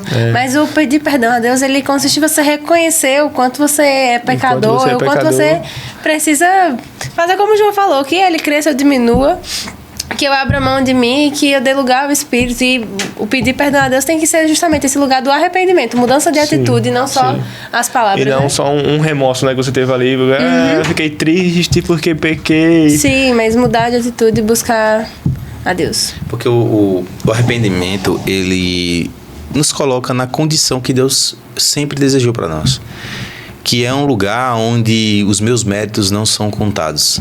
Eu já não tenho, de fato. Mas o problema é quando nós não temos e pensamos que temos alguma coisa. Como se Deus nos devesse alguma coisa. Senhor, eu estou sendo obediente, então o Senhor precisa me ajudar, precisa me obedecer. Mas a verdade é o contrário. Deus não é devedor de nós. Pelo contrário, nós somos devedores do Senhor. De sorte que, se o Senhor me salvou, qualquer coisa daqui para frente, tá tudo bem, tá maravilhoso. Justamente. A salvação é o que importa. O que vinha é gorjeta. Não interessa mais. O mais importante ele fez por mim. E o arrependimento me coloca com essa essência. De que eu reconheço que eu não sou nada e que eu preciso dele. Então, por isso que é tão central na vida de João, essa mensagem, porque o povo de Israel estava afastado do Senhor. A condição espiritual, não só do povo, mas também da liderança, estava completamente distante daquilo que o Senhor sempre planejou para o povo de Israel. Então, João vem com essa mensagem. O que é que o povo precisa? De arrependimento, e é isso que eu vou falar. O arrependimento nos coloca nessa situação. E o perigo hoje de pregadores, de pessoas influentes, é justamente não focar na essência das coisas. Por quê? Porque na ânsia de querer ser aceito, e aí vai para um caminho diferente de João, né? João não tem interesse de ser aceito. Eles fazem o quê? Eles mascaram, né, a mensagem, né? Botam uma roupagem mais descolada, algo mais legal, mais bacana, para ser mais palatável e tal, para ser mais acessível, né, de você consumir aquilo ali. Só que, ao mesmo tempo, perde a essência, perde o foco da mensagem. Ou seja, a mensagem começa a se tornar tudo menos o evangelho. Vai se tornar o quê? Uma palestra de coach, vai se tornar o quê? Uma mensagem de autoajuda. Ou seja, vai descambar para caminhos que não são os caminhos do evangelho. No caminho do evangelho, eu vou dizer uma coisa, e talvez muitos vão ficar felizes com isso, mas provavelmente você nunca vai ser curado de seus traumas espirituais, de seus traumas mentais e emocionais. Provavelmente você vai viver a sua vida inteira com problemas de saúde. Provavelmente você vai viver a sua vida inteira sem nunca receber uma bênção material. Você vai viver uma vida que provavelmente você vai passar a vida e vai morrer pobre. Essa é a mensagem do evangelho. Mas, porém, você vai receber o maior tesouro que alguém pode receber, que é a vida eterna. E isso é o que basta. Isso é o que importa. Então, a gente precisa ter o cuidado que João Batista teve de focar no que é essencial e esquecer essas coisas. Eu vejo muito hoje que as pregações se tornaram uma palestra, né? Você não vê a coisa da mensagem em si, né? Não tem, né? Você vê quando o pessoal fala, eita... Você falou de qual versículo? Não, é engraçado, começa a falar e no final aí vai dizer assim, para não ficar só nas minhas palavras, aí lê o versículo. Pois é, no final aí vai... E outra, cita o versículo que não tem nada a ver com o que falou. A pessoa não discorreu sobre o texto, não pregou a palavra, aí vem no final, não, vou citar um versículo. O que é que mudou aí? Não vai mudar nada. Você não falou da palavra, simplesmente. Só amaciou a carne ali. Acabou, sim. Né? E aí Jesus veio e falou, né? Eu não vim para trazer paz. Não. Vim para trazer espada, né? Perfeito. É esse lado do evangelho que a gente muitas vezes não está preparado. E outra, a nossa geração tem caminhado para ser uma geração muito protegida emocionalmente nesse sentido. A gente não está preparado para a dureza do evangelho, para a clareza em que o evangelho traz, onde eu vou ter uma vida de sofrimento aqui. Sim. E a gente está sendo blindado, paparicado, a gente está sendo protegido dessas formas, dessas verdades que são claras no evangelho.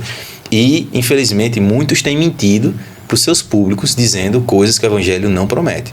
Então, a gente precisa alertar para todos. O evangelho, se você está esperando uma religião que lhe traga felicidade, traga conforto, que lhe traga esperança no sentido humano das coisas, que lhe dê sentido, propósito e tal, não sei o que, segurança, riqueza, procure outro lugar. Procura outra religião, procura outra pessoa para seguir. Mas o Cristo, qual está exposto nas Escrituras, é um Cristo que nos traz a um caminho de sofrimento. O caminho do cristão é um caminho que é carregado na cruz, que é um caminho de afrontas, de perseguição, de dificuldade. É um caminho onde, de fato, eu não vou ter tudo o que eu quero. Não é um caminho de vitórias, de conquista. A vitória que nós conseguimos, a Bíblia vai falar que não é que eu vou alcançar as vitórias. A Bíblia vai me falar que nós estamos numa categoria acima dos vitoriosos desse tempo. A Bíblia vai falar que diante dessas coisas, no texto lá de Romanos, o que diremos nós, né? Então nós somos o quê? Não somos vencedores. Nós somos muito mais que vencedores. Quando nos compara com vencedores, isso é uma afronta para a gente. A gente não é vencedor porque as vitórias desse mundo, para nós, lógico, não estou desumanizando o ser humano, nós, né?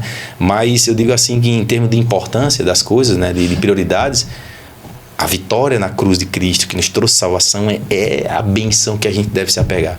As outras, se vier bem, se não vier, amém também. Se Deus me der, Deus é Deus, se não der, também é Deus da mesma forma. Então foca e se apega ao evangelho. E o evangelho é isso. Se você não está preparado para viver essa vida, Jesus disse, é melhor você nem entrar. É melhor você nem entrar, né? Então o evangelho é isso, arrependimento, é perdão de pecados, é negar a sua carne, é renúncia, e acabou. Se não for isso, pode procurar outro lugar para, né, descansar seu... Que nem dizia minha amiga Bel, que é moleza mastigue água. Eu tinha outra também assim, mas não posso falar nesse microfone. Mas é isso, e a gente tem que renegar mesmo o nosso pecado, assim, não é fácil. Renegar a nossa carne, né? Não é fácil, mas é necessário. Perfeito. E muitas vezes vai ser assim, vai tá batendo tão forte que dá vontade de você gritar, não aguento mais. Mas a gente sabe que o propósito é maior e a nossa bênção vai vir na volta de Jesus quando Amém. A gente for morar no céu celestial com ele. Amém. Eu queria só levantar um ponto, caminhando já pro final, que... Mas já. que a gente perde muito em não aprender com João, né? Eu falei aqui sobre os aspectos futuros, né? Ou seja, aspectos espirituais, né? Da sua vida e do ministério cristão, mas existe um aspecto terreno, ou seja, algo que eu vou ter aqui nessa terra, onde vai me trazer uma satisfação, uma alegria, um gozo, sabe? Um regozijo, e que nós não atentamos para isso. E que é o quê? A entrega e entender que Deus é a nossa alegria.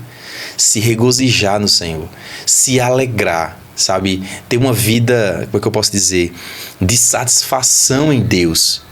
Isso é um dos pontos-chave da vida de João. Ele era satisfeito em Deus. E isso, assim, só pode ser possível com uma pessoa que está nesse ambiente, sabe? Nesse contato, que se entregou de tal forma. Porque imagina, esse homem vai ser privado, e ninguém vai negar aqui que o conforto da vida normal é bom. Quem não queria sei lá, ter uma casa bacana, boa para se morar, um conforto e tal, sei lá, passar, né, o sábado todo no videogame, assistindo, não sei o que e tal, tranquilo com o seu controle na mão, com o seu Netflix de boa para assistir a série, maratonar um dia à noite e tal, uma pipoquinha ou com um iFood do lado. Isso é maravilhoso. E por que isso é bom? Porque isso traz alegria, traz satisfação para nós, traz, né, conforto, né, em todos os aspectos. Mas e se eu escolher a vida de João, onde é que eu vou encontrar isso? Porque é bom. É bom. Então, onde é que João encontrava esse lugar, esse conforto? Onde era a sala de estar de João? Qual era a Netflix de João? Qual era o iFood de João? Qual era, sabe assim, a fonte, sabe, da sua alegria, ou daquilo que trazia mais esperança para a sua vida? Era o próprio Deus. Era o próprio Deus. E a gente tem perdido essa essência de se contentar no Senhor. O Senhor ser suficiente para suprir todas as nossas carências. Tudo. Seja no aspecto emocional. Existem pessoas que são dependentes emocionais de outras pessoas. Logicamente, nós precisamos do apoio emocional, do suporte de outras pessoas, dos nossos pais, dos nossos parceiros, cônjuges, dos nossos filhos e vice-versa. Mas existem pessoas que têm uma dependência extrema, de tal forma que não conseguem viver sem essas pessoas. Porém, esse nível de dependência a gente só pode ter com uma pessoa que pode nos trazer todos os benefícios e que nunca vai nos faltar. Porque o ser humano em algum momento vai falhar comigo. E aí eu vou ficar o quê? Frustrado com essa pessoa. Uhum. Mas em Deus não. Eu tenho uma fonte inesgotável, eu tenho uma pessoa que nunca vai se ausentar, e tem uma fonte que pode me dar um prazer que eu não consigo explicar. Eu não consigo mensurar para as pessoas o quanto eu sou satisfeito em Deus. Porque quando nós entendemos que Deus é o nosso pastor, quando eu entendo tudo isso, eu olho para o meu redor e eu entendo que a única coisa que não pode faltar na minha vida é o próprio pastor. O Senhor é o meu pastor. E por causa que o Senhor é meu pastor, as coisas que estão ao meu redor não sentirei falta. Por quê? Porque eu estou aqui com o Senhor. O Senhor me faz pastar por pastos verdejantes. O Senhor refrigera a minha alma. O Senhor me dá caminho tranquilo. Então, se não fosse no Senhor, as outras coisas não vão preencher, não vão me satisfazer. E João tinha isso. João se alegrava, João se satisfazia. E um dos textos que mais evidencia isso é quando ele fala, quando o pessoal pergunta a respeito do seu ministério, ele vai dizer: eu não sou o noivo. Quem tem a noiva é o noivo. Eu não sou o noivo. Eu sou amigo do noivo. E aí, mas evoca a figura do exemplo que João deu, de que o amigo do noivo se alegra com o noivo, se regozija em ver que a intimidade do noivo está crescendo com a noiva e que aquele momento está acontecendo. O amigo, ele foi participante daquilo, ele viu tudo aquilo ali, ele se alegra, ele fica feliz. Então, a satisfação de João não estava naquilo que o mundo, ou que a as coisas podem proporcionar para ele, mas estava em cumprir o seu chamado. E ali ele percebeu que era muito melhor isso do que o que o mundo pode oferecer para a gente. Então, a gente, muitas vezes, está na caminhada cristã, mas a gente não desfruta de tudo isso, dessa bênção, né? De ter o quê? De ter o Senhor como a nossa satisfação. O Senhor é nossa satisfação. E Jesus veio para nos dar alegria, e alegria completa. Não uma alegria nos modos, nos padrões do mundo, mas sabe, aquela graça, aquela presença que você não explica, simplesmente, cara, como é bom viver com o Senhor. Sabe, Paulo passou por uma situação onde ele precisou pedir, né, para que Deus tirasse o espinho na carne dele, e que Deus disse, não vou tirar. Deus pediu mais uma vez, não vou tirar. E a terceira, Deus, não. E Deus disse, Paulo, a minha graça te basta, cara. E o meu poder se aperfeiçoa na sua fraqueza. E Paulo entendeu que para ele o mais importante não era resolver os seus problemas físicos e momentâneos. O mais importante era ele ter a graça do Senhor com ele, o favor do Senhor, né? E muitas vezes, em momentos que nós passamos, a gente percebe que está difícil, né? E a gente fica meio hesitante se a gente está seguindo o caminho correto, mas é tão difícil quando a gente desobedece a Deus, porque a gente se desvia do foco. E eu fico pensando, Deus, é como se eu estivesse fora da cobertura, sabe? Sabe quando você compra um aparelho e você rompe o lacre, e qualquer coisa que aconteça com aquele aparelho daqui em diante, você não tem mais o seguro dele, você não tem mais a garantia. É a mesma coisa que eu me sinto muitas vezes quando eu me afasto do propósito de Deus, que é como se eu estivesse fora, sabe, da proteção, sabe, da guarda ali, entendeu? Então, quando nós estamos dentro da vontade de Deus, irmão, tá aqui, ó, Deus está protegendo, igual a galinha que protege seus pintinhos, o Senhor está me protegendo, me guardando, certo? Então, eu preciso estar dentro dessa vontade. E nesse momento é que eu vou ser satisfeito em todos os aspectos, de uma maneira que eu nunca vou experimentar no mundo. Isso é interessante de João, né? Que ele nos ensina tudo isso. Aí você arrepiou até a alma. Caramba. E é isso, acho que é em Salmo que fala, né? Que o justo se alegra no Senhor e isso é o suficiente, isso basta. O Senhor basta para a nossa vida e o Senhor é suficiente para todas as coisas. Muitas vezes a gente fica pensando no futuro assim, será que isso vai dar certo? Será que não sei o quê? Será que eu vou conseguir ter um futuro brilhante? Será que eu vou conseguir concluir essa faculdade? Será que eu vou conseguir ter poder aquisitivo? Vou trazer um conforto bom? Será que eu vou realizar aquele sonho, né, específico? Será que eu vou conseguir trazer um conforto bom para minha família, suprir toda a necessidade? Só que aí quando a gente olha para o Senhor e fala, Ele é suficiente. Se Ele está comigo, de mais nada sentirei falta. Ele vai conduzir o meu barco por onde Ele quer que eu ande. E isso eu tento trazer muito também para a minha vida, minhas orações. O Senhor está à frente de tudo, tanto da minha vida, do meu ministério, do podcast, seja do que for, o Senhor esteja à frente conduzindo. Se tudo que acontecer, se cair um cabelo aqui das meninas no chão,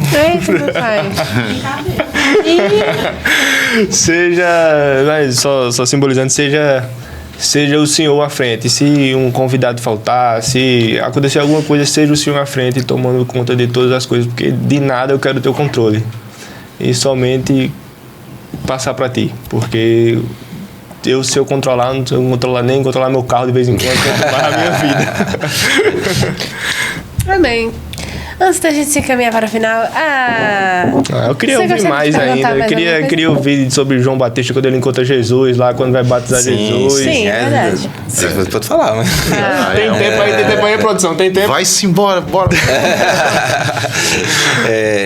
Bom, esse é um ponto-chave da história, né? Porque até então, a Bíblia não relata de encontros de João com Jesus, né? Só naquele momento onde João ainda era um feto, né? Estava na barriga de Isabel. Mas a Bíblia não relata encontros, né, esporádicos entre eles. Uhum. E João está pregando no deserto, nas margens do Rio Jordão, né?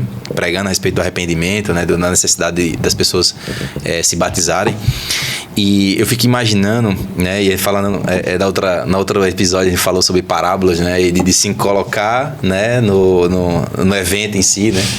E eu fico imaginando as pessoas escutando o João falando, pá, não sei o quê, vocês são raça de víboras, vocês não sei o quê e tal. De repente, João para de falar e olha pro horizonte assim, e vê um cara caminhando.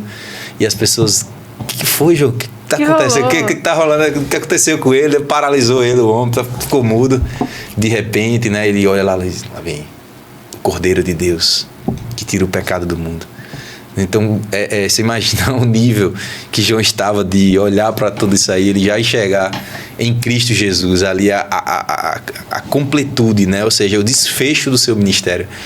Naquele momento ele começa a entender que assim, eu tô finalizando o que eu vim para fazer no mundo. Agora é hora de eu sair de cena. Agora, justamente ele enxergou naquele momento que o seu propósito está sendo cumprido, né? E por isso que ele fala, né, do noivo, né, que ele se alegra em ver, sabe, esse momento chegando do casamento, porque ele viu Jesus chegando e ele enxergou o Cordeiro de Deus que tira o pecado do mundo. E Jesus veio se aproximando, né?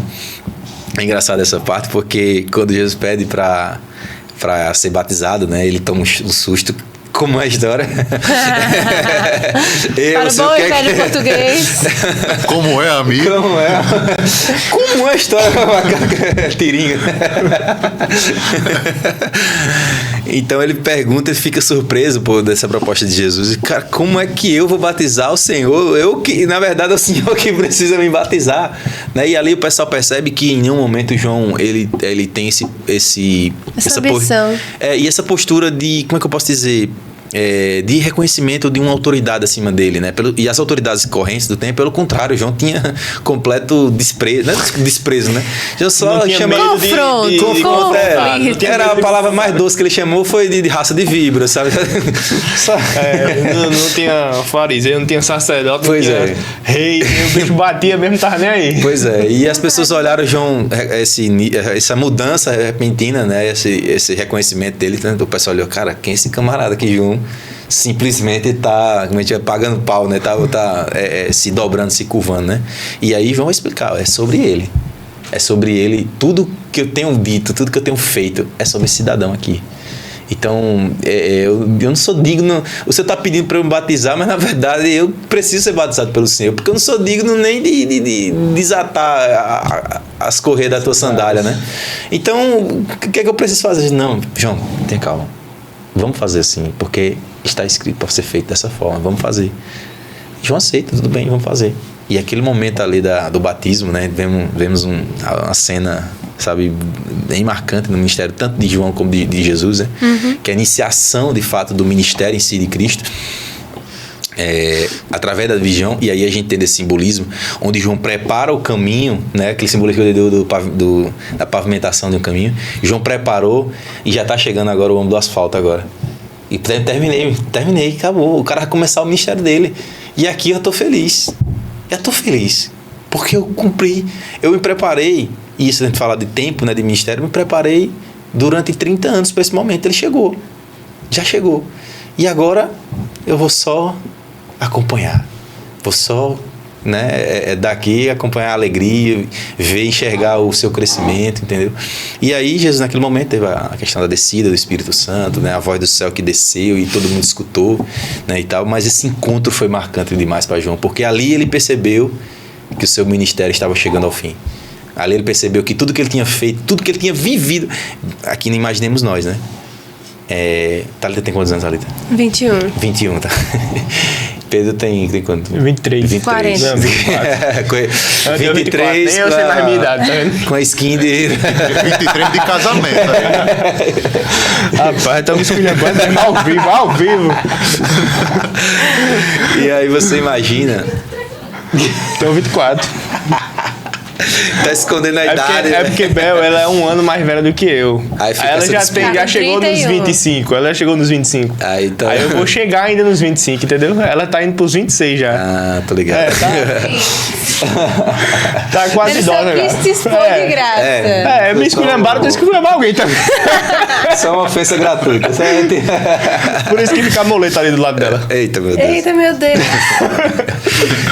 Mas agora você imagina a cena de João enxergando Jesus, enxergando, como a gente sempre diz, né? Imagina um filme passando na sua cabeça e dizendo, cara, tudo que eu vivi foi pra esse momento aqui. onde eu consegui completar a carreira, eu consegui viver tudo aquilo que o Senhor tinha para minha vida. E nesse momento eu tenho a certeza de que o meu ministério foi bem sucedido. Foi bem sucedido. Foi exitoso. Foi um ministério de sucesso. Porque eu cumpri o chamado do Senhor, independente do que os outros digam, independente do que os outros achem. O Senhor, de fato, me alcançou e eu consegui mostrar para as pessoas essa grandeza desse Deus. E esse homem que está chegando agora é a prova de que, de fato, eu fiz tudo certo. Eu, de fato, estou alegre. Né? E você está alegre porque você obedeceu à voz do Senhor. Isso é algo fantástico. Por isso que, desse momento em diante, a postura de João é simplesmente, não, acabou a minha parte na peça, acabou. Né? Você imagina no teatro, algo do tipo, ó, a minha fala eu já fiz. É igual a gente apresentando o trabalho, né? Tá lá e aquela dificuldade toda, né? Apresenta a parte da pessoa e tá a professora pergunta, mas o que é que você entendeu aí do que você leu? Professora, também não vá, também. Só vim para segurar o cartaz. Já fiz a minha parte, eu tô só agora, né, colher os frutos, agora terminar esperar o pessoal terminar para ganhar os pontos, mas trazendo de volta para João, né? Então João entendeu ali que chegou o ponto final dele, né? E agora em diante, o papel dele é só cada vez mais dar espaço ao homem, deixa ele passar, deixa ele brilhar, deixa ele viver, deixa ele crescer. Que é isso que agora vai acontecer. Que eu, na verdade, se você me esquecer daqui para frente, vai ser maravilhoso. Foque nesse homem, né? Foque nele, né? Inclusive os seus discípulos, né? João dizia, meu irmão, acabou para mim. Comigo agora, vocês não tem mais nada. Acompanhe ele, siga Jesus. Siga ele, que ele, de fato, é o que vai trazer a resposta para vocês. Então, esse momento foi marcante. Esse encontro foi, digamos, o divisor de águas, né, no ministério de João. E aí a gente enxerga um homem que se prepara por anos e anos se preparando para ter um ministério bem curtinho. E nesse momento, e com isso, todo esse pano de fundo, ainda considerarmos um homem exitoso, né? Um homem que se prepara por muito tempo para viver, de fato, um tempo muito curto, e ainda achar nisso algo fantástico. A gente quer inverter a ordem, né? Quer preparar durante 6 meses para ter um ministério de 30 anos, né? Pensando que isso vai... A ordem é inversa. Então, é por isso que João pôde, sabe, se alegrar e olhar para o ministério do noivo e se alegrar com o noivo, né? Então, isso foi marcante para ele. Incrível, realmente. E é isso, como você disse, né? A gente se prepara durante um longo tempo para poder viver esse ministério, e muita gente só quer isso, só quer ter a oportunidade. Só quer exercer, não quer se preparar. Por exemplo, a pessoa quer estar ali, o pastor não me dá oportunidade para dirigir um culto, para pegar uma palavra, mas aí você está lendo a Bíblia, você está preparando, você está fazendo, se alimentando para poder trazer o pão para os outros, né?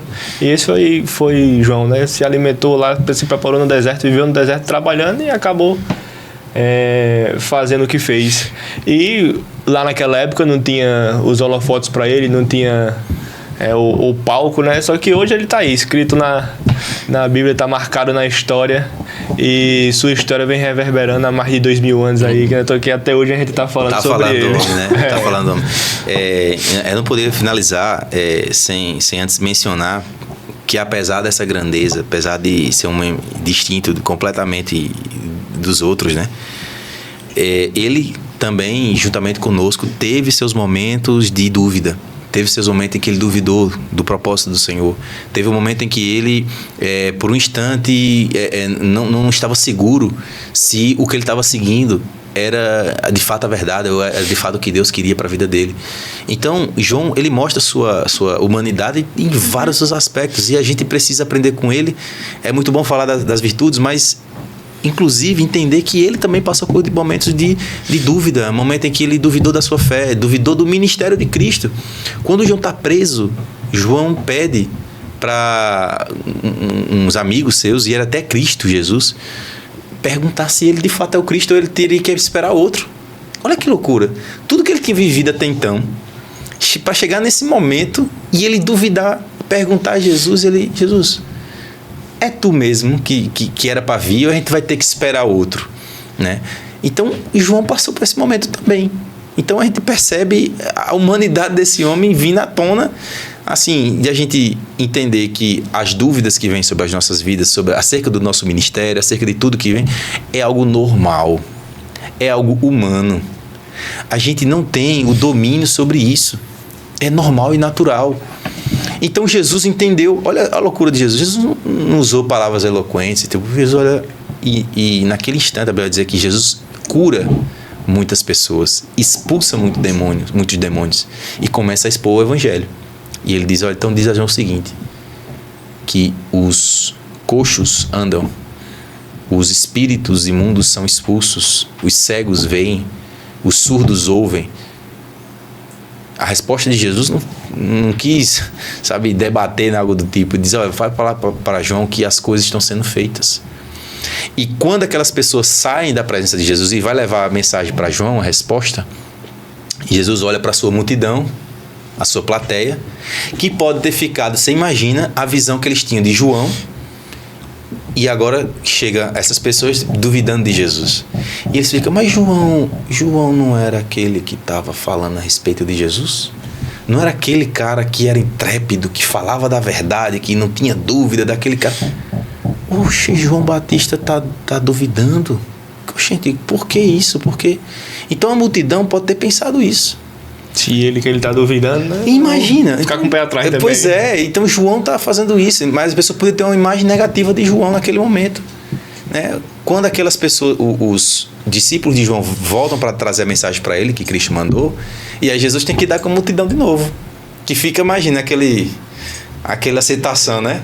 E também que não era que nem um WhatsApp, né? Que enviar a mensagem e chega na hora. Pois é. Mas naquela situação, aí Jesus responde isso para os discípulos de João, eles voltam, aí Jesus agora volta para a multidão, e fica aquele clima. O que Jesus vai falar de João agora? Né? Ou seja, aí para surpresa de todos, Jesus começa a dizer, entre os nascidos de mulher, não houve ninguém maior do que João. E desde dos profetas até João Batista, o reino do céu é tomado por esforço. E só os que se esforçam se apoderam dele. Então, ao invés de Jesus dar uma palavra de repreensão, pelo contrário, Jesus ele traz a essência de quem verdadeiramente João era. Independente da sua dúvida momentânea, do seu lapso espiritual naquele momento. Então, isso Jesus ensina para nós que a essência das pessoas vai muito mais além do que seus erros, do que suas falhas. Davi, ele não é conhecido por conta do pecado que ele teve com Batseba e do assassinato de Urias, mas é conhecido como um homem segundo o coração de Deus. Os nossos grandes feitos precedem as nossas grandes falhas. Então a gente precisa entender que grandes homens e mulheres de Deus passarão por momentos difíceis, de dificuldade, de dúvida. Sabe? Isso é normal da nossa vida. E que isso não muda o fato de Deus enxergar quem somos diante dele. João, em nenhum momento, Jesus mudou a ideia sobre João por conta disso. Porque ele entende, por ser um ser humano igual a nós, que nós passamos por dificuldades. Momentos de dúvidas, momentos de incerteza, momentos de insegurança. Isso é normal e natural. Então, Jesus olhou para essa situação, na cabeça de Jesus, as pessoas podiam mudar, Jesus vai dar uma palavra de repreensão a João. Olha, isso aqui não mudou o fato de quem João é. João é o maior ser humano que já pisou nessa terra. Entre os nascidos de mulher não há ninguém maior que João. Então isso me ensina muita coisa. Que o final da vida de João, ele pode ter passado por esse momento, mas quando a notícia chega até ele, e agora eu tenho certeza. A dúvida cessou, acabou, se eu posso seguir a minha vida, eu posso agora morrer em paz. E assim foi até o final. Ele preferiu perder a cabeça, né, do que perder a sua consciência, seu ministério, seu chamado. E muitos estão trocando o chamado pela segurança, mas a segurança mesmo de verdade só temos em Cristo Jesus. É isso aí.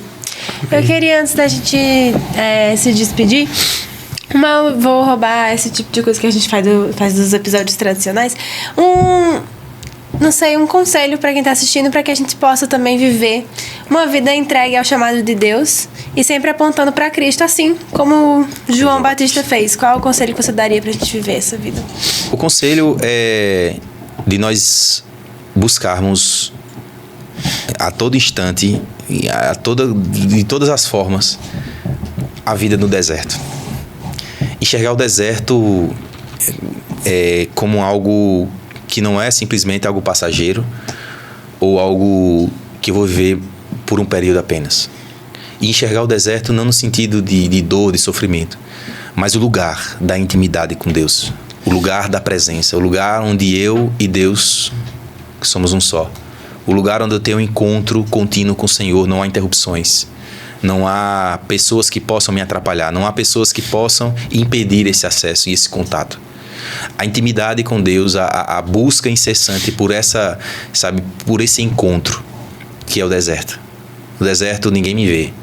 No deserto as coisas, as câmeras, os flashes não me alcançam. E eu sou quem de fato eu sou. Ou seja, no deserto eu consigo enxergar as coisas com mais clareza. Porque na medida que eu me encontro com o Senhor naquele momento, eu me encontro comigo mesmo. E ali eu sei quem eu sou, eu sei para que eu vim, eu entendo as coisas que antes não estavam claras para mim. Eu consigo me preparar para a minha vida. Né? E esse chamado de deserto não é para você fazer igual São Francisco de Assis, né? Você largar, né, a vida que você tem, né? Você sair de fato da sua estabilidade, do seu leito familiar, de onde Deus lhe plantou ali, mas é você se abster de todas as distrações que o mundo lhe oferece. Porque uma das armas que o inimigo tem para as nossas vidas não são coisas tão claras e visíveis como nós pensamos, mas são as distrações, é o entretenimento excessivo, é a forma como nós enxergamos as paradas que nós damos na nossa caminhada por conta de entretenimento e distrações, que muitas vezes o inimigo coloca isso como algo, ponto crucial para nós. E nós achamos que não conseguimos viver sem, até o momento de entender que, cara, que eu preciso mais do Senhor, eu não posso faltar ao Senhor. Mas essas coisas são nada. Se eu estiver bem, se não estiver também, acabou-se. O jejum nos coloca muitas vezes, né? A prática de jejum nos ajuda a isso, né? Mas o conselho que eu dou é justamente isso. Volte o seu olhar para o relacionamento com Deus, para a sua intimidade, para o seu deserto com o Senhor. Tire tudo, limpe a sua vida, as suas dependências. Eu vou dar uma experiência pessoal que eu tive recente, em que eu estava trocando, né, as minhas premissas do Senhor para dar para outras coisas. Todas as vezes que eu acordava, a primeira coisa que eu fazia era passar meia hora vendo vídeos do YouTube, atualizações de mensagens, algo do tipo. Depois, eu tentava resolver alguma coisa no meu dia a dia, e se eu lembrasse, eu orava e lia a Bíblia. Se desse tempo ainda mais.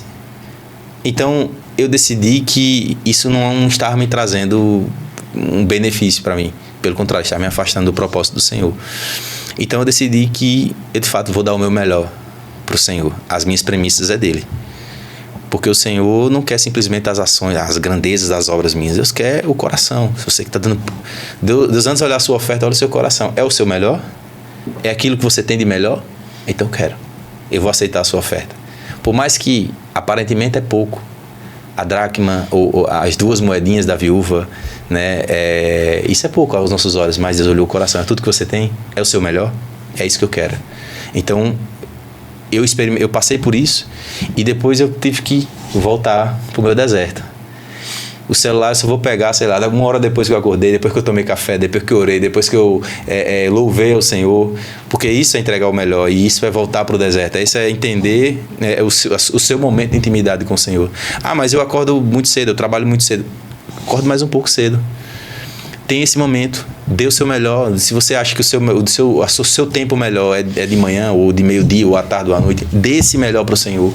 Entregue por completo, entre no deserto e esqueça, largue tudo que lhe atrapalha, as distrações, né, as coisas desse mundo, e foque no que é essencial, que é a presença de Deus. Se você não tiver presença, não tem nada. Amém? Amém.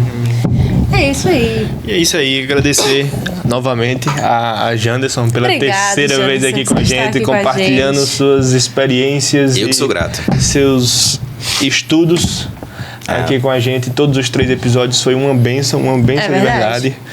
E... Será que vem mais por aí? Quem sabe? Se os irmãos me suportarem mais um pouquinho aí. Pode vir outras vezes. Mas é isso, agradecer a você, sua paciência também de estar aqui com a gente. Ouvindo nossos bastidores aqui. Verdade. Rapaz, sinceramente, pra quem tá em casa, os bastidores é melhor do que a gravação. E é isso. Tem mais algum agradecimento pra ele? Não, muito obrigada novamente, Anderson, por enriquecer a nossa vida, enriquecer a vida de quem tá em casa. Foi muito, muito bom, muito proveitoso os 3 episódios que a gente teve gravando com você. Foi incrível, assim. Muito obrigada mesmo. Amém. Sandro. Completas aulas, né, Viz? Isso aí foi... Anotou? Eu tava aqui me arrepiando com cada... Quanto mais ele se aprofundava assim na vida de João, mais... Caramba, tava arrepiando até a alma. Caramba, você comoveu o Sandro, tá de parabéns, você merece um troféu. Brincadeira. Dos meus.